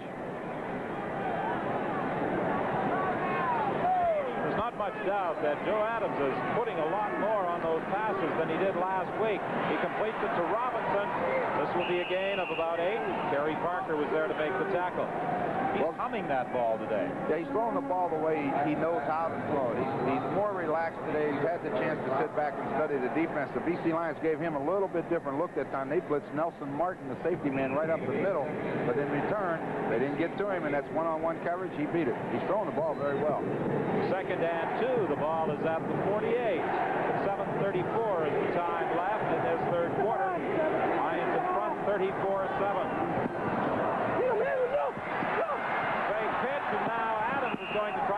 for the first down. He'll be very close. It almost seemed wrong, so there was a mix-up in the backfield. There's also a flag on the play. Yeah, you see Greg Figger and Mike Washington talking down there. That was a run all the way. No receivers went downfield at all. And they got a BC Lion got injured down there, and there's a flag also.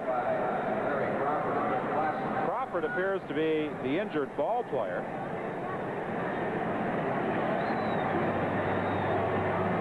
The Lion trainer has to come all the way from the other side of the field. Ivan Gutfried, the Saskatchewan trainer, was Major foul. looking after the injured player. Roughness, 28 BC. Crawford was guilty of the unnecessary roughness violation on the sideline, and he is the injured ball player. That was a toss, and there was no one to toss it to. Now he just starts to run, and he starts to go out of bounds, which is a good move, and Crawford takes a hit at him. And he lands on that 1st and 10 marker down there pretty good. Penalty flag. Adams throwing for Robinson, incomplete, knocked away by Kuklo, who has replaced Crawford defensively. But back at the line of scrimmage, there is a penalty marker.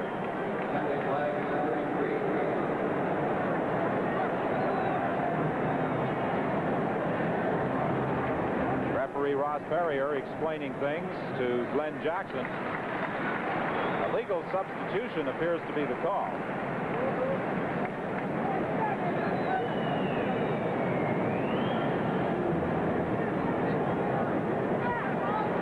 Barry Crawford, who's played quite a ball game for the Lions, heading to the bench.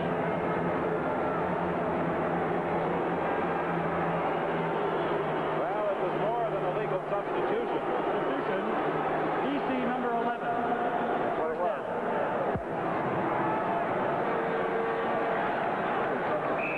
The illegal substitution carries down to the 22-yard line, 1st and 10.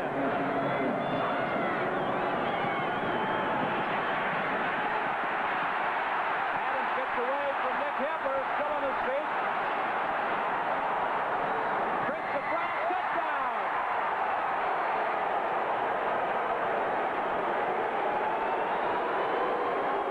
Some good maneuvering by Joe Adams to get away from 3 BC tacklers and then hit Chris DeFranc at the 2. That was a great individual effort. He wanted to throw the ball to his left, and there's no one open.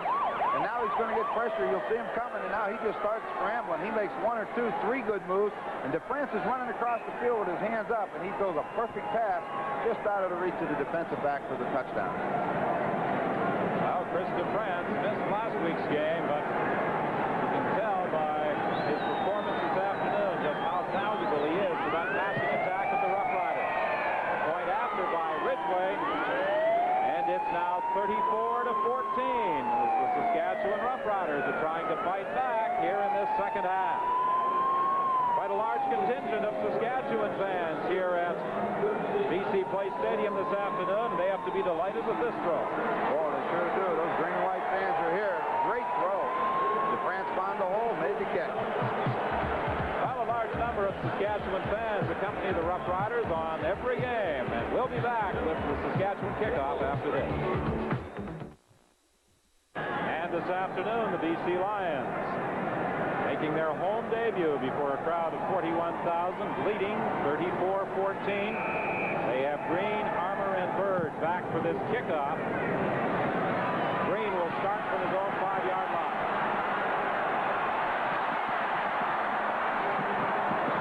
Green gets away from a couple of tackles. Now he finds that seam, maintains his balance, and he gets out to the 43-yard line. Sammy Green ran about 70 yards to pick up 36 on that return. I don't think he knew where he was going, but he was all over the field. He's pinned in the sidelines. He's already run 20 yards. Now he gives it all back, trying to get free outside. He gets turned in, and he loses his balance. I think he's just as happy to hit the ground after that. He ran a long way, as you said, Don. 36-yard run back for Sammy Green. He's got a BC touchdown this afternoon. Pow and quarterback finds John Pancraft. Stopped just short of the first down by Andre Jones. clear the wide receivers down and give that receiver room to work. They seem to have been like to go to that out pattern on Andre Jones on the right side of the field. If Pancratz catches it, he's 2 yards short, but they'll bring out all the animals. There they come. The big guys come in for short yardage. That may be the biggest line in captivity now. There's a lot of size on that offensive line. With Hebler and Clausen coming in, they're both 245.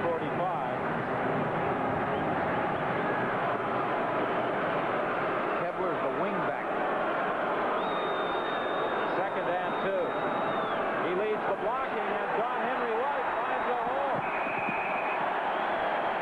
Well, when Hebler blocks down, he wipes out the line, and Donnie Taylor does a good job on Billy McBride, and John Henry White's got a lot of room to run. Take a look at it. Watch Hebler come down, block it. Now the block outside. Hebler's downfield now. He's fighting with Andre Jones, who finally has to come and make the tackle. A gain of 17 for John Henry White. He has run for 63 yards so far today. First and 10, the ball is at the 43. Pass complete to Ned Armour. Armour was driven back by several complete Rider defenders led by Tom Boyd.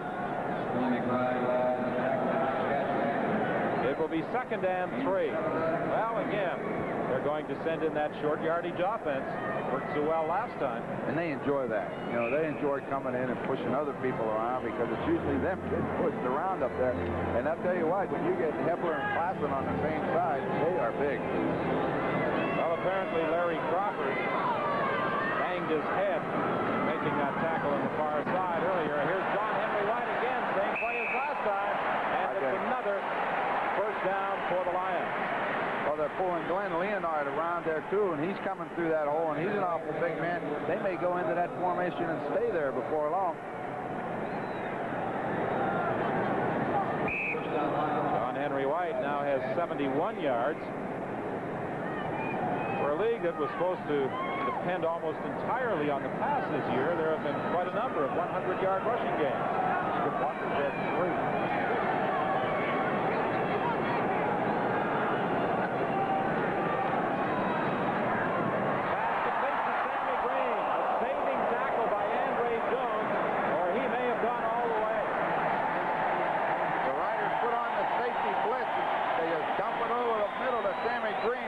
The shoelace and get that toe and pull him down, or he was gone. He had all kind of room.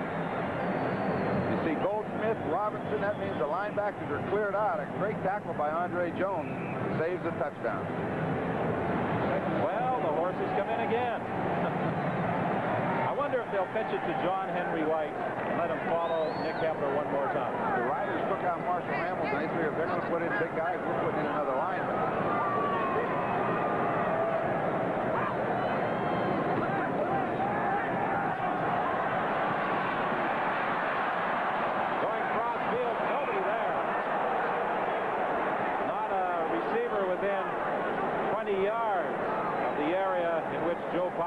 Threw the ball, and Dennis is protesting to the official that it was simply thrown away by Joe Paopao, but there was no penalty flag. You think he threw it away? With the pressure that was being applied, I kind of think he may have just flipped it out there into open territory. He sure did. He's scrambling around. Whatever he wanted over there did not develop. Nobody was out. He just throws that thing as far away as he can throw it. There wasn't even a green shirt close to it. Ralph Bisaglia will try another field goal. This one from 27 yards out. This time it's wide.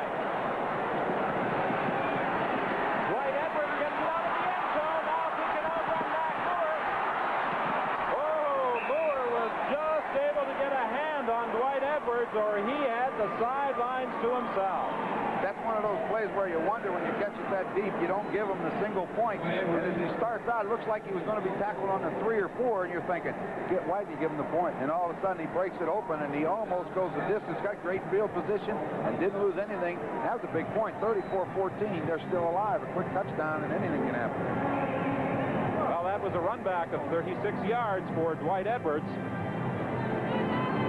Riders tried to get Troy Cicchetti into the ball game, but they had already broken the huddle. Over the middle, intended for Washington, incomplete. That's what BC's been doing today, Don. Let those receivers clear it out and slip it back in there. This time, they clear out the zone. Adams looks around. Now he knows Mike Washington's right up the middle. He just drops the ball. Second and 10. The ball is at the 27. 2:44 is the time left in this third quarter. 34-14.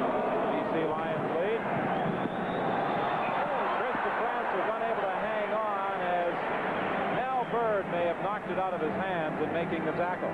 He sure did, because he had the football there. Mel Bird made a good defensive play. They blitzed again. Joe Kukla coming from his safety position in place of Crawford. He came right up the gut free, but Adams made the throw and it had the chance. I don't think he would have had the first down. It was a little bit short, but a good defensive play. He got that, stripped that football. Well, Bird is going to replace Larry Crawford on the punt return unit along with Mervyn Fernandez. We've been informed that Crawford has a suspected concussion. He will not be playing this afternoon. Bird is back at the 28. Whoa! What a hit he ran into. One of the BC players forced Boyd right into Bird on that punt return. Al John, pardon me, not Boyd. He's got to be wondering where he is. He gets shoved into this guy. He doesn't really want to hit him this way. You'll see he gets pushed, but boy, what a collision. I think Al Johns is a little, he's wondering what day it is right now. Well, Ray Waddy hit Al Johns, and he went flying into Mel Bird. And Al Johns is hurt.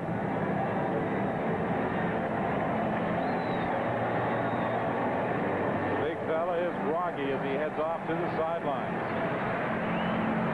We talked earlier about Larry Crawford, number 28. Put Al Johns and Crawford together, see if they say anything intelligent. Oh, Johns is all right. He's a big, tough kid. Might take them a while to figure out where they are. Maybe they're together somewhere.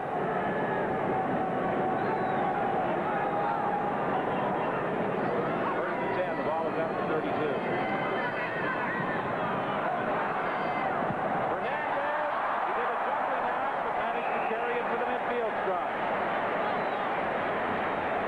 Well, a lot of time to throw the football. You give any quarterback that much time, he will find a receiver, and Fernandez just goes down, turns to the inside, makes the catch after he juggled it.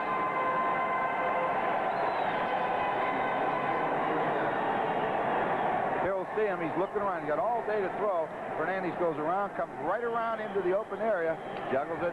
Big first down. A gain of 21. First and 10. The ball is at the 54 with 1:16 left in this third quarter. Roy DeWalt started the ball again. Joe Paupau now working for the Lions. A strike to John Pancraft for another first down. Paupau drops back a little bit more than DeWalt does, but he likes to go right back in that pocket and throw the football. Well, John Pancraft has now caught 8 passes for 111 yards. He's had one a day. First and 10. The ball is at the 44. To Sammy Green. And he is going to be stopped at the 39-yard line. A gain of 5. It was almost a pick play, wasn't it, Coach? No, double out. Both receivers go down and run to the outside. You just take your pick. On a pick, you usually have one coming in and one going out. When they both break out, it's not a pick.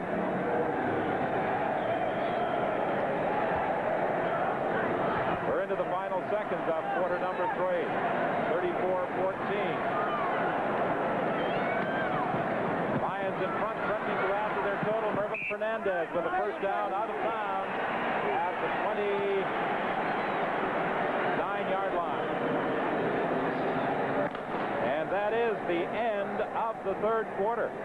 The BC Lions leading by a score of 34-14 over the Saskatchewan Roughriders. We'll be back after this message. Fans in attendance here for this first game in BC Place Stadium. But for much of the afternoon, they really haven't had much to cheer about. On the other hand, the BC Lions got off to that great start. 21 points before the Saskatchewan Roughriders got on the board in the first quarter. That's been the story of the football game. About the first 8 minutes of the ball game, the short kickoff and touchdown, next series, the touchdown, they have never recovered. Second quarter looked like Saskatchewan was going to come back, and late in the quarter, BC scored their only touchdown of the second quarter, and Saskatchewan, they just got a long way to come back. They need to score quickly. They got to get the ball scored quickly. Well, Don Matthews started with Roy DeWalt at quarterback. In the second half, he switched to Joe Paupau. The Saskatchewan Roughriders also made a quarterbacking change, starting with John Hufnagel, coming on with Joe Adams in the second half. And right now, Joe Paupau is directing the attack at the 29-yard line, 1st and 10 for the BC Lions.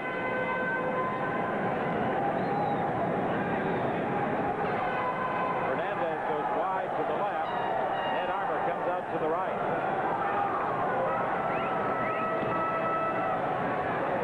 Over the middle to Don Taylor.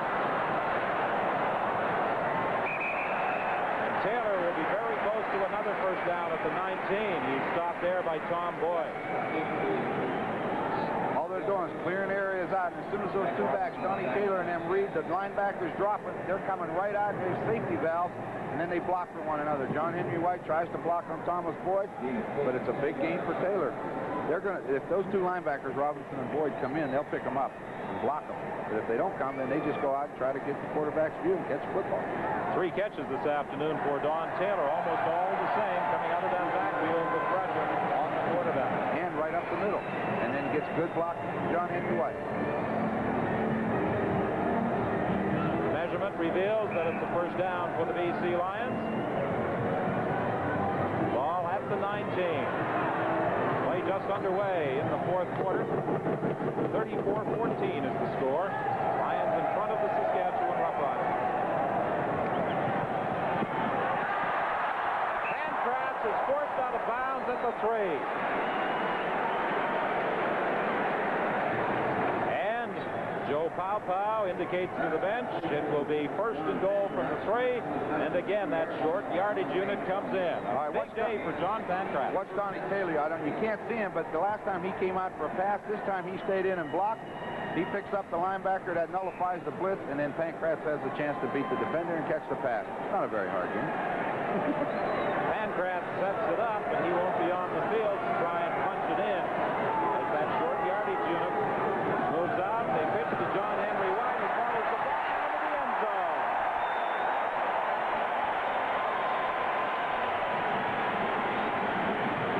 You know he's going to go to that right side, but Saskatchewan has been powerless to stop it. Well, they got everybody over there with the good side. They got Clint Claflin on the line, Hebler at wingback, and then they pull Glenn Leonard around the corner. Donnie Taylor again does a good job on Billy McBride, and there's just enough room for him to run in there. They just can't stop it. Woody Hayes at Ohio State used to say, no matter how many men you put on the line of scrimmage, if you block down from the outside and block out from the first man, you can't stop it. Point after by Bisaglia. It is good. Well, it's now 41-14. The Lions in front, and we'll be back with the kickoff after this. Well, John Henry White with his second touchdown of the game, and that could pretty much destroy, I would think, any hopes the Saskatchewan Roughriders may have had of launching a comeback. Watch that offensive line all stepping to that side, and then the big elephants out there, Hebler, Claflin, and Donnie White's block. No contest. Nick Hebler, what a character, will probably be trying to convince us that he should have been chosen the Carling O'Keefe Offensive Game Star for his work in blocking for John Henry White. Troy Cicchetti is back for this kickoff, starting out from the 5-yard line. And Cicchetti runs into 3 or 4 orange jerseys in the vicinity of the 25, and that's where the Roughriders were scrimming. Now we have a moment, let's remind you this program is copyrighted and is strictly for the private use of our audience. Any reproduction, retransmission, or exhibition in whole or in part without the express written consent of the Canadian Broadcasting Corporation is strictly prohibited. They might not want to reproduce this one in Saskatchewan. No, I don't think so. First and 10. Edwards comes out wide to the left. Fraser to the right. Trying to set up the screens. It's Dwight Edwards. He finds a hole. He could go. Touchdown. There was that speed we talked about. Did you see him come through that hole? 84 yards for the touchdown. He hit that hole and turned on the jets, and he was gone. Harry Parker had a shot at him, but Dwight Edwards was gone. 84 yards for the major score. Adams almost trips and stumbles, but he gets it to Edwards. Watch this move right here. He beats the defender. Now watch this straight speed. Now there's no messing around, no moves. He just says, if you can catch me, good, but you're going to have to hustle. Guy had the angle and everything. No chance. Well, that was 31 seconds after John Henry White had moved the Lions into a 41-14 lead. Dwight Edwards comes back with the 84-yard touchdown and the point by Dave Ridgway, and it's now 41-21. An 84-yard touchdown by Dwight Edwards, and we'll be back with the Saskatchewan kickoff after this. Have prematurely began their obituary because Dwight Edwards scampered 84 yards, still 13-18 remaining in this football game, and the Roughriders trail by 20. Vic Stevenson is the injured Saskatchewan Roughrider.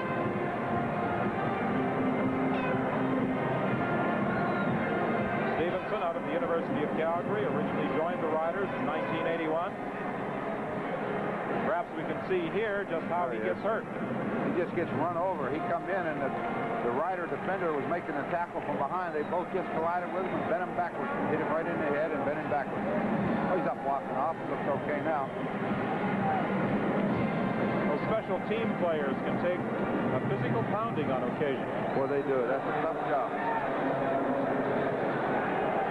First and 10 for the Lions. They are at their own 30 seconds.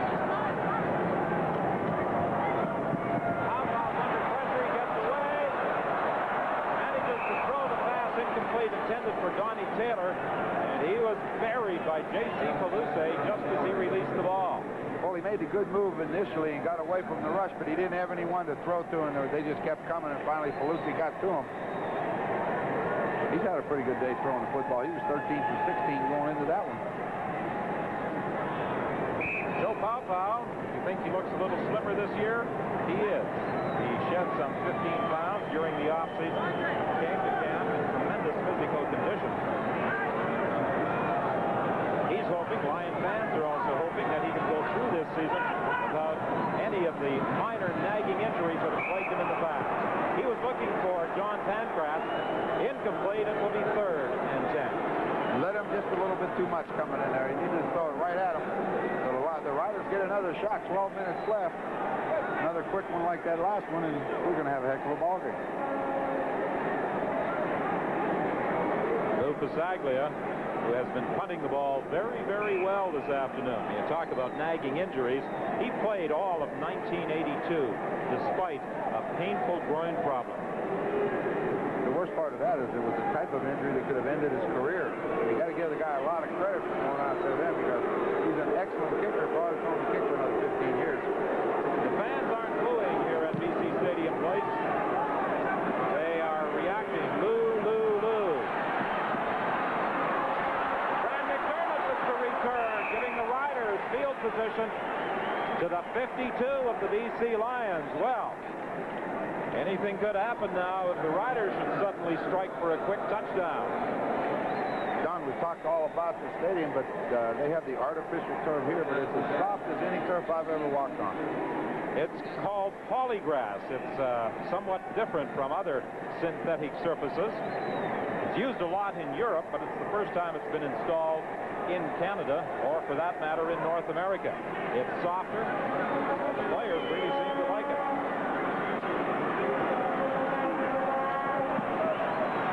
Adams was dropped. Rick Clausen got to the Saskatchewan quarterback back at his own 50.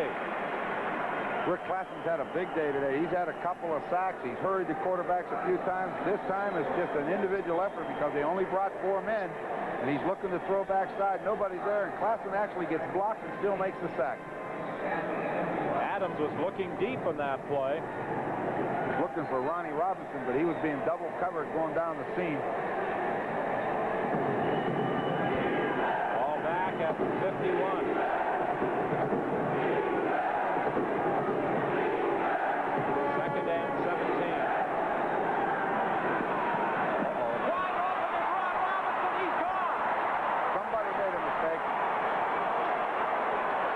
There's also a penalty flag, and the play holding against Saskatchewan will negate the touchdown, and is Joe Barrigelli upset.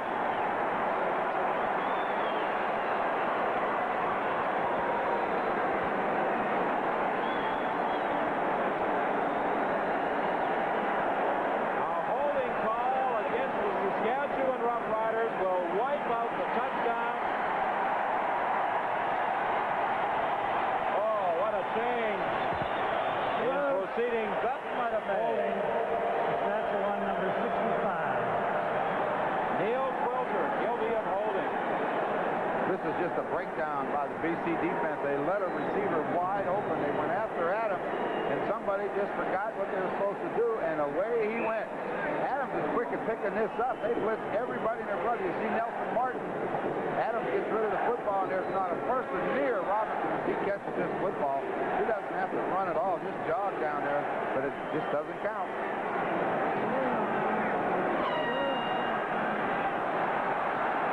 Going deep for Stu Fraser. He's got it. First down, Saskatchewan at the 37 of British Columbia. That's a great throw. Adams went and dropped back and then rolled to his left, and he threw the ball into an area between the corner and in front of the halfback, and Stu Fraser's there. And again, Rick Klassen, he's there to put pressure on him. You'll see the ball come over. Fraser makes a catch and gets dumped. But a big gain after that has to be a very disappointing play just before. Great catch by Stu Fraser on the sideline as the University of New Brunswick grad gives Saskatchewan a first down at the BC 37 with 10:26 left in the ball game. Adams trying to flip it out to Greg Figger coming out of that backfield. He was being pressured by Nick Hepler. Figger catches that football. He has nobody with him either. There have been a couple blown assignments over there somewhere because Figger swung out of there free. Troy Cicchetti is coming into the ball game now. Dwight Edwards is out for Saskatchewan. It will be 2nd and 10 from the 37.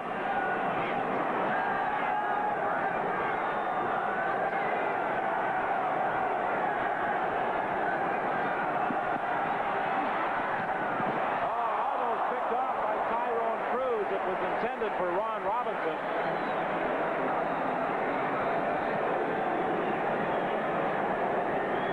Well, he had time to throw it this time. I think he wanted to go to Figger out in the flat. But see, right there, he's covered. He comes back into the middle, and Ty Cruz steps in front. Almost picks it off. And the Roughriders are keeping the offensive unit out there on 3rd and 10 from the 37. They trail by 20 points.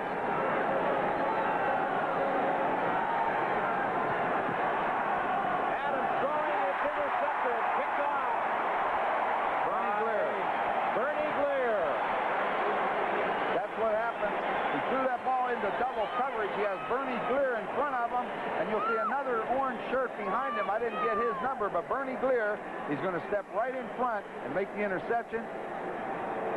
And there's another orange shirt right behind him, and you just can't do it. Nelson Martin was there with him. So Bernie Gleer turns the ball over to the British Columbia Lions. He comes up with the interception back at the 12-yard line. 9:42 is the time remaining. That's the 2nd interception.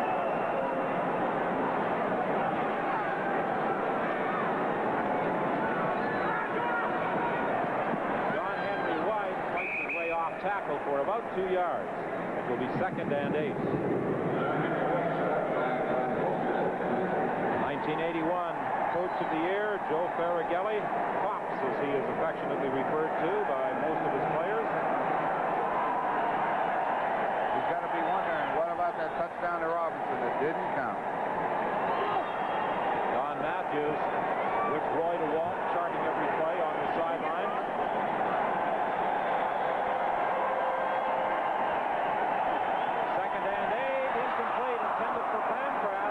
He had maneuvered in behind Fran McDermott, but could not hang on to the throw. And Sample really hit Joe Paopao just as he released that ball. DeWalt did take a heck of a hit, and I think that's what caused the ball to wobble, and Pancras just couldn't hold it. See 52 Boyd, that means the linebackers are coming again and coming across, and when they've hit twice today, the ball's wobbling and hits them right in the helmet.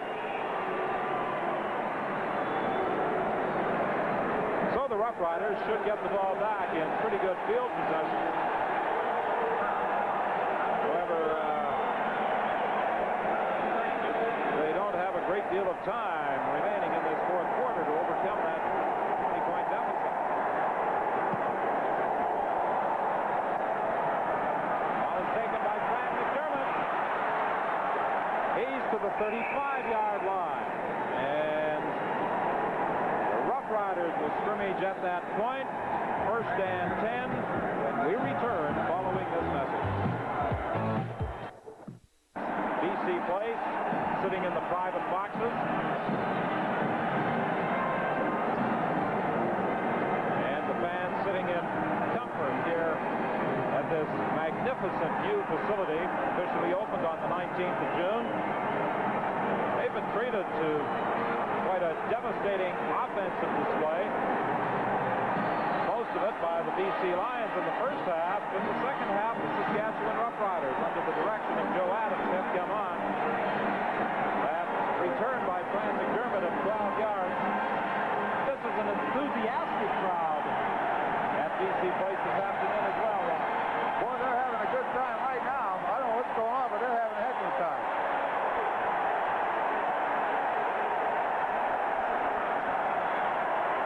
1st and 10, Saskatchewan at the 35. That screen to Dwight Edwards. The blocking forms on the right side. And Edwards goes down, but he'll have a first down inside the 25. The same play they scored with, that 84-yarder. This time they stopped them pretty good. Well, the fans reacting. Crazy George has got the fans up and yelling and cheering here at BC Place, and they have been making a lot of noise for about the last 5 minutes. Joe Adams calls for quiet, and that only produces more noise from the 41,000 plus. You do get a lot of noise in here, that's for sure. Look at the fans standing up. A domino effect throughout the stands. Crazy George really has been working today.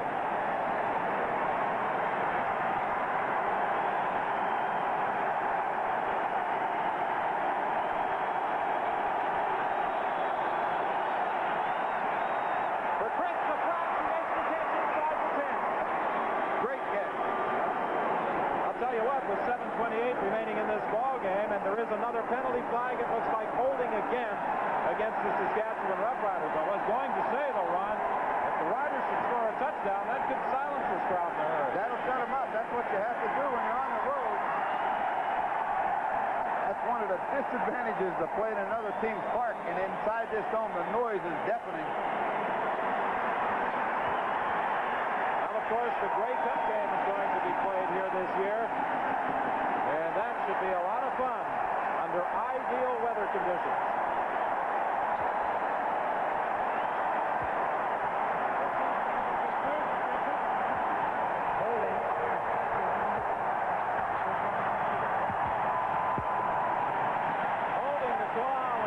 Saskatchewan Roughriders, and the fans are still standing up one section at a time as Crazy George has been working all the way around the stadium.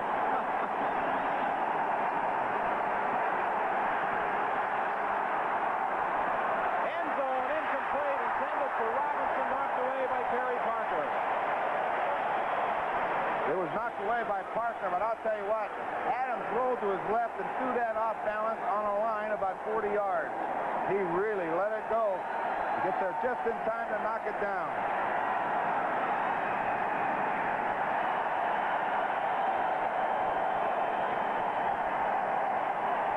Well, the fans at the stadium are still having an awful lot of fun. All the sections, one after the other, as you see, standing up. Ball fumbled by Adams. He manages to get it back. The play is still alive. The pass is complete. It's short of the first down to France at the 15-yard line. What a strange play that one was, as Adams fumbled the snap, still managed to scoop up the ball and hit Krista France. He did. He just dropped it. You'll see it roll around. He does a crazy thing. He reaches down there and gets it and drops it again, and now escapes. And Krista France has got his arms up down there, and he throws him a strike. He throws a strike on his knees. The one thing it does, it gives them the opportunity to go for only 2 yards instead of about 30. They need this first down. 3rd and 2 for the Saskatchewan Roughriders with 6:24 left in the ball game.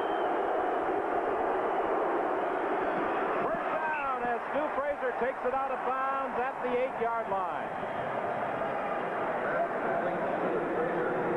Well, the Roughriders had the one touchdown called back.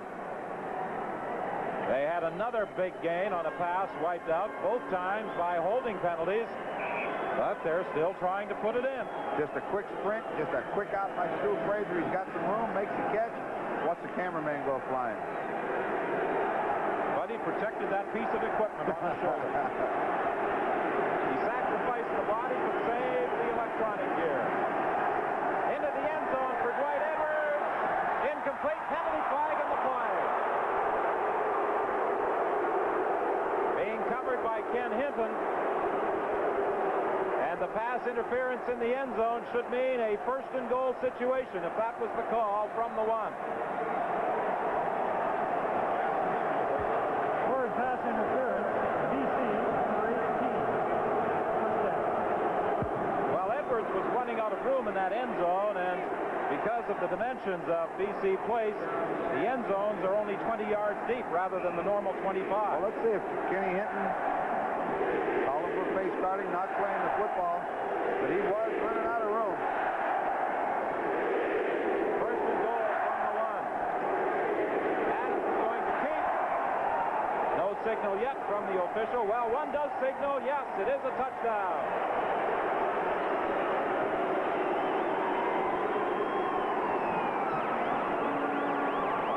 5:37 is the time remaining. As Joe Adams manages to get in for the major score. He sends everybody away in motion, and then he just gets in on a quarterback sneak. He's a little bit high, but he does manage to get that step and fall across the goal line.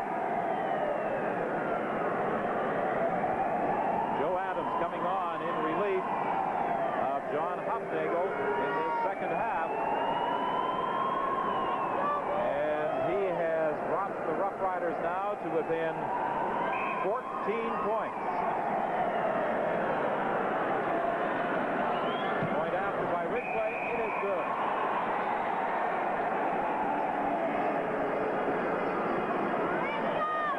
Well, you see nobody in the backfield. Everybody went away. Now Adams just wants to follow that offensive line in. As we said, he got a little bit high, but he got that step and fell across. And with 5:37 remaining on the clock, the Roughriders trail by 13.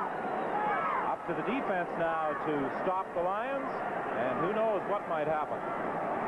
I don't know if we'll try the short kick, but I'm pretty sure he'll kick it like he did last time on the ground and have that thing bounce around on the artificial turf. You know, we were talking about that artificial turf before.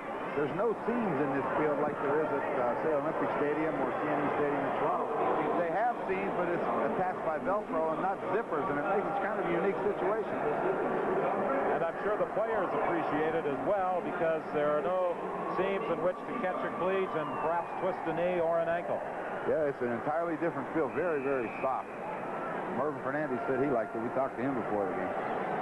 A lot of the British Columbia players actually are using racquetball shoes rather than the regular turf cleats. Satin Green on the kickoff return. Green reverses his field, still trying to get away other tacklers, but is finally brought down at the 29 by Laurie Stallroot.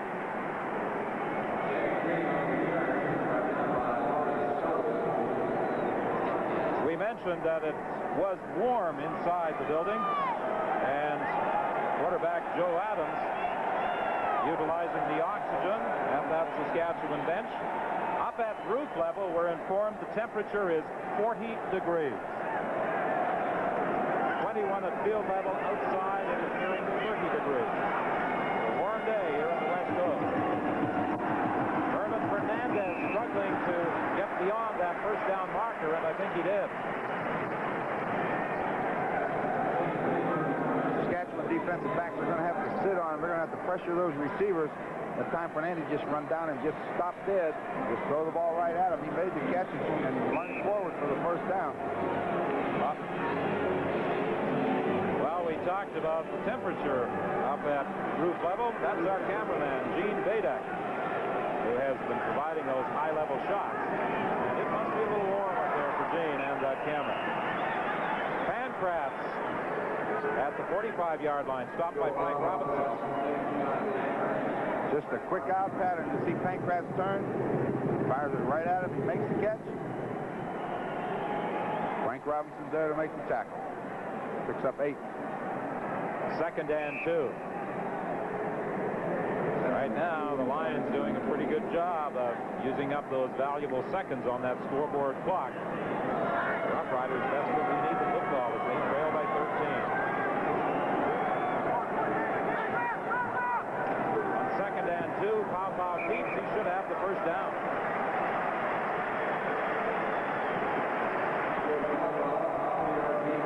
Joe Pau signed as a free agent back in 1978 out of Long Beach State. They didn't send the big guys in this time. He just plants that foot back, gets behind that line, looks for a seam, and dives across that white line. He knew where that 1st and 10 marker was. Indeed he did. Well, there are a lot of candidates for the Carling O'Keefe Offensive Game Star Award. Candidates on both sides, and we'll have both the offensive and defensive stars at the conclusion of the game. Intended for Armour, knocked away by Steve Dennis. Excellent job of pass coverage. He wasn't open. Just going to try to beat him on a streak. Just get down the field. He threw it outside. Steve Dennis was sitting there.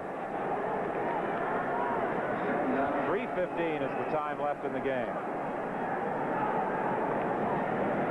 You see that Steve Dennis has excellent coverage. In fact, he's in better position to catch it than the receiver. 165. What do you think? Now you know why they call him Stick. 2nd and 10. Penalty flag. Looking at the line of scrimmage. The pass complete to Fernandez. He breaks a couple of tackles and then is finally hauled down, but not before he got to the 40-yard line.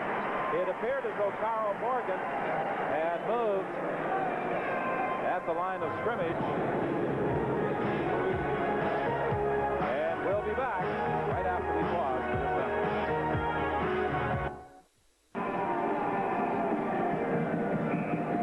Joe Pau during the timeout going to the bench to confer with Coach Don Matthews. We better get this play underway quickly because he was still over on the sidelines when time had started.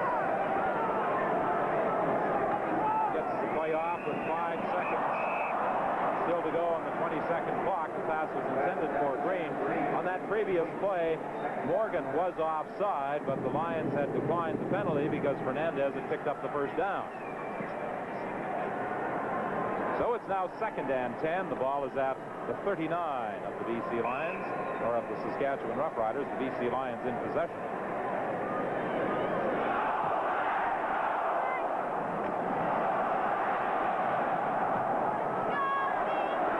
41-28, the Lions lead.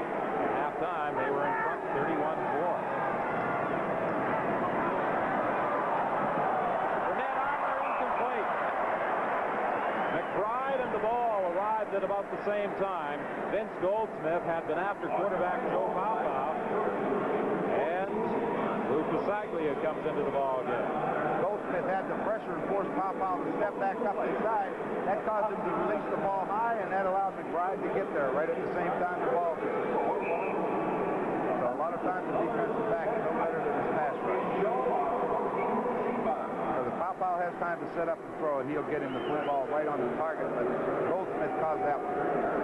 Well, this will be a 45-yard field goal attempt by Lou Pasaglia. It's wide, taken on the run by Dwight Edwards, and he is down at the 10-yard line. 2:18 is the time left in the game. The Roughriders must strike quickly. Had Pasaglia been successful on that field goal attempt, that could have pretty well wrapped things up. As it is, there is still life in the Saskatchewan Roughrider attack.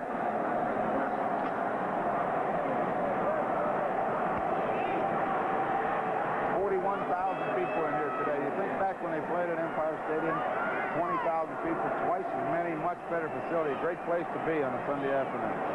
You know, and you think back, the wheel has almost turned full cycle. 30 years ago, when Empire Stadium was open, it was considered the finest football facility in Canada. Now, the Lions, once again, have the finest facility in Canada. Ron Robinson, one-handed catch. First down, Saskatchewan at the 31. Dropped it in over the zone. Robinson reached up one-handed that one and brought it down. Took a good hit, too. Watch Adams. He's looking for a zone defense. He's just going to try to drop it in the middle. Nice and soft. Took something off of it. Grabs it one hand, takes a good hit. Down he goes. Adams is 11 for 19 for 246 yards. He's coming in. The pass is picked off. Terry Parker turns it over. The ball deflected. Scooped it out of the air and carried down to the 27. Well, the ball's going right to Ronnie Robinson, and he just didn't hold it and popped it up in the air, and that just about does it. Watch it. You'll see him throw it right at number 9. The ball hits him right in the shoulder pads, bounces up in the air, and then 17 comes stepping in to get it. Stu Fraser saves the touchdown. So with that interception by the graduate of Grambling, the BC Lions should now be able to salt this one away with only 1:59 showing on the clock.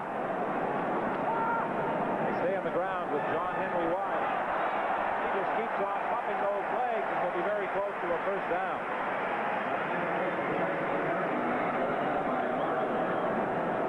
It's great to get to see him get the opportunity to carry the football after so many years. There's that overhead shot from that guy up there that's I'm not sure about anybody that go up there. It's 40 degrees and it's 900 feet high, and he wants to go up there.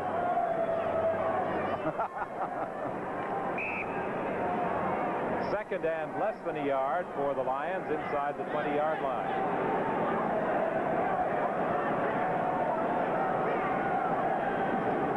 Paopao keeps. He has the first down with now 1:41 remaining in this football game. It's interesting that Roy DeWalt started the ball game, and after staking the Lions to a 31-4 halftime lead, gave way to Joe Paopao for the second half. And DeWalt is not just sitting watching the game over on the sidelines. He's doing some work, charting every play. Yeah, it's his job to write down all the plays so they know what they've run. There's never any question that way. Won't be a pleasant plane trip home tonight for Joe Faragelli and the Roughriders.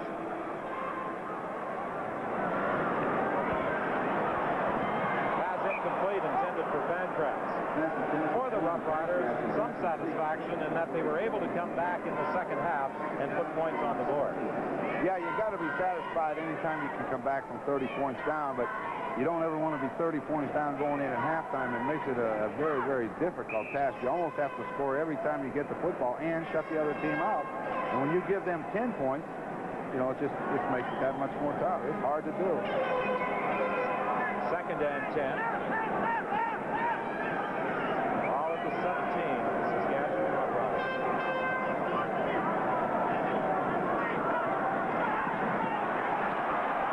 Paopao is caught. Vince Goldsmith rode him down at the line of scrimmage. Well, once again, Lou Pasaglia will come into the ball game and try to put the points on the board that could pretty well put it away, assure the BC Lions of their first victory of 1983.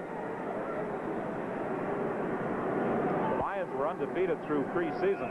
They lost their season opener 17-14 at CNE Stadium in Toronto to the Argonauts. Many people had picked the Lions to finish in first place in the West this year.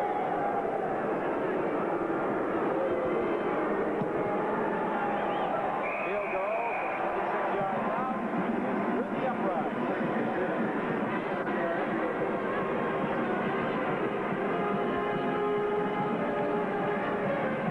1 minute exactly is the time remaining in this football game. The first telecast and the first regular season CFL game to be played at this magnificent facility. The stadium at BC Place with a capacity of 60,000, and of course this year it will also be the site of the Grey Cup game. Well, Don, we took that tour before the game. We went as high up in the stadium as the seats will allow you to go. Not as high as our cameraman, but we went up and sat right up at the very top, and there's not a bad seat in the entire building. Trek out here for the Grey Cup. You all be assured that they will have excellent sight lines regardless of where they're sitting. Dwight Edwards on the sidelines, out of bounds. Tried to get back into the field of play, but it was whistled down. It will be a first down. They mark it, I believe, at the 48-yard line.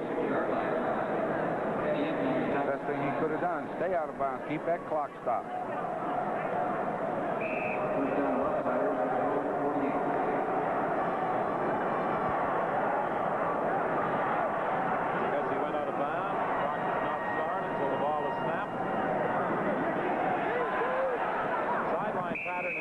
Fraser incomplete. He was being covered by Kerry Parker, and Nick Hebler going after quarterback Joe Adams. He did have the pressure on him that time, and if he could have had just a little bit more time, Ronnie Robinson got free deep, but the quarterback didn't have time to look that far.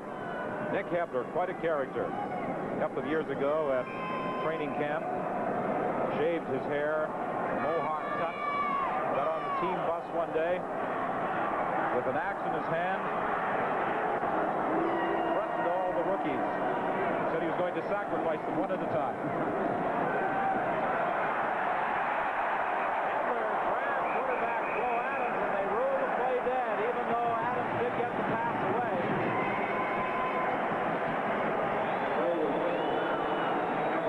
Brent Brissett helped set up that play for Nick Hebler.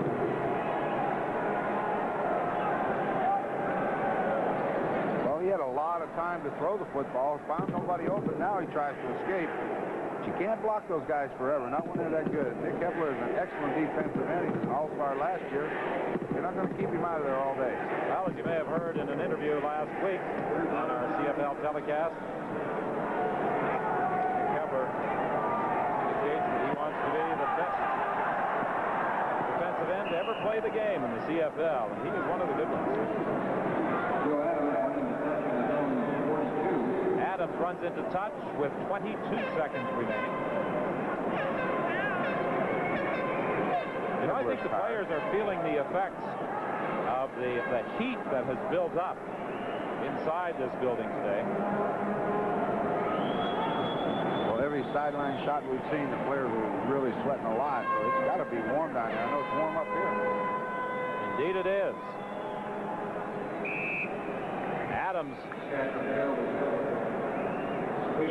failed to get the first down, and the BC Lions will take over with just 22 seconds remaining. And I think it's safe to assume that Joe Pau will simply drop to one knee. He'll only be able to use up about 1 or 2 seconds on this first play because the clock does not start until the ball is snapped. He runs it down to 20 seconds, but now he should have little difficulty in running off those remaining seconds. And Don Matthews has to be very, very pleased with the performance of his football club. He told us that they planned on starting quickly to be very aggressive from the opening whistle, and indeed they were, jumping into that 31-4 halftime lead.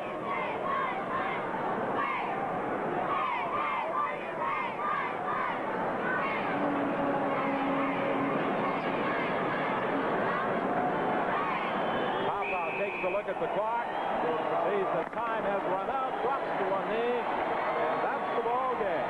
Don Matthews with his first official victory as head coach of the British Columbia Lions, 44-28 over the Saskatchewan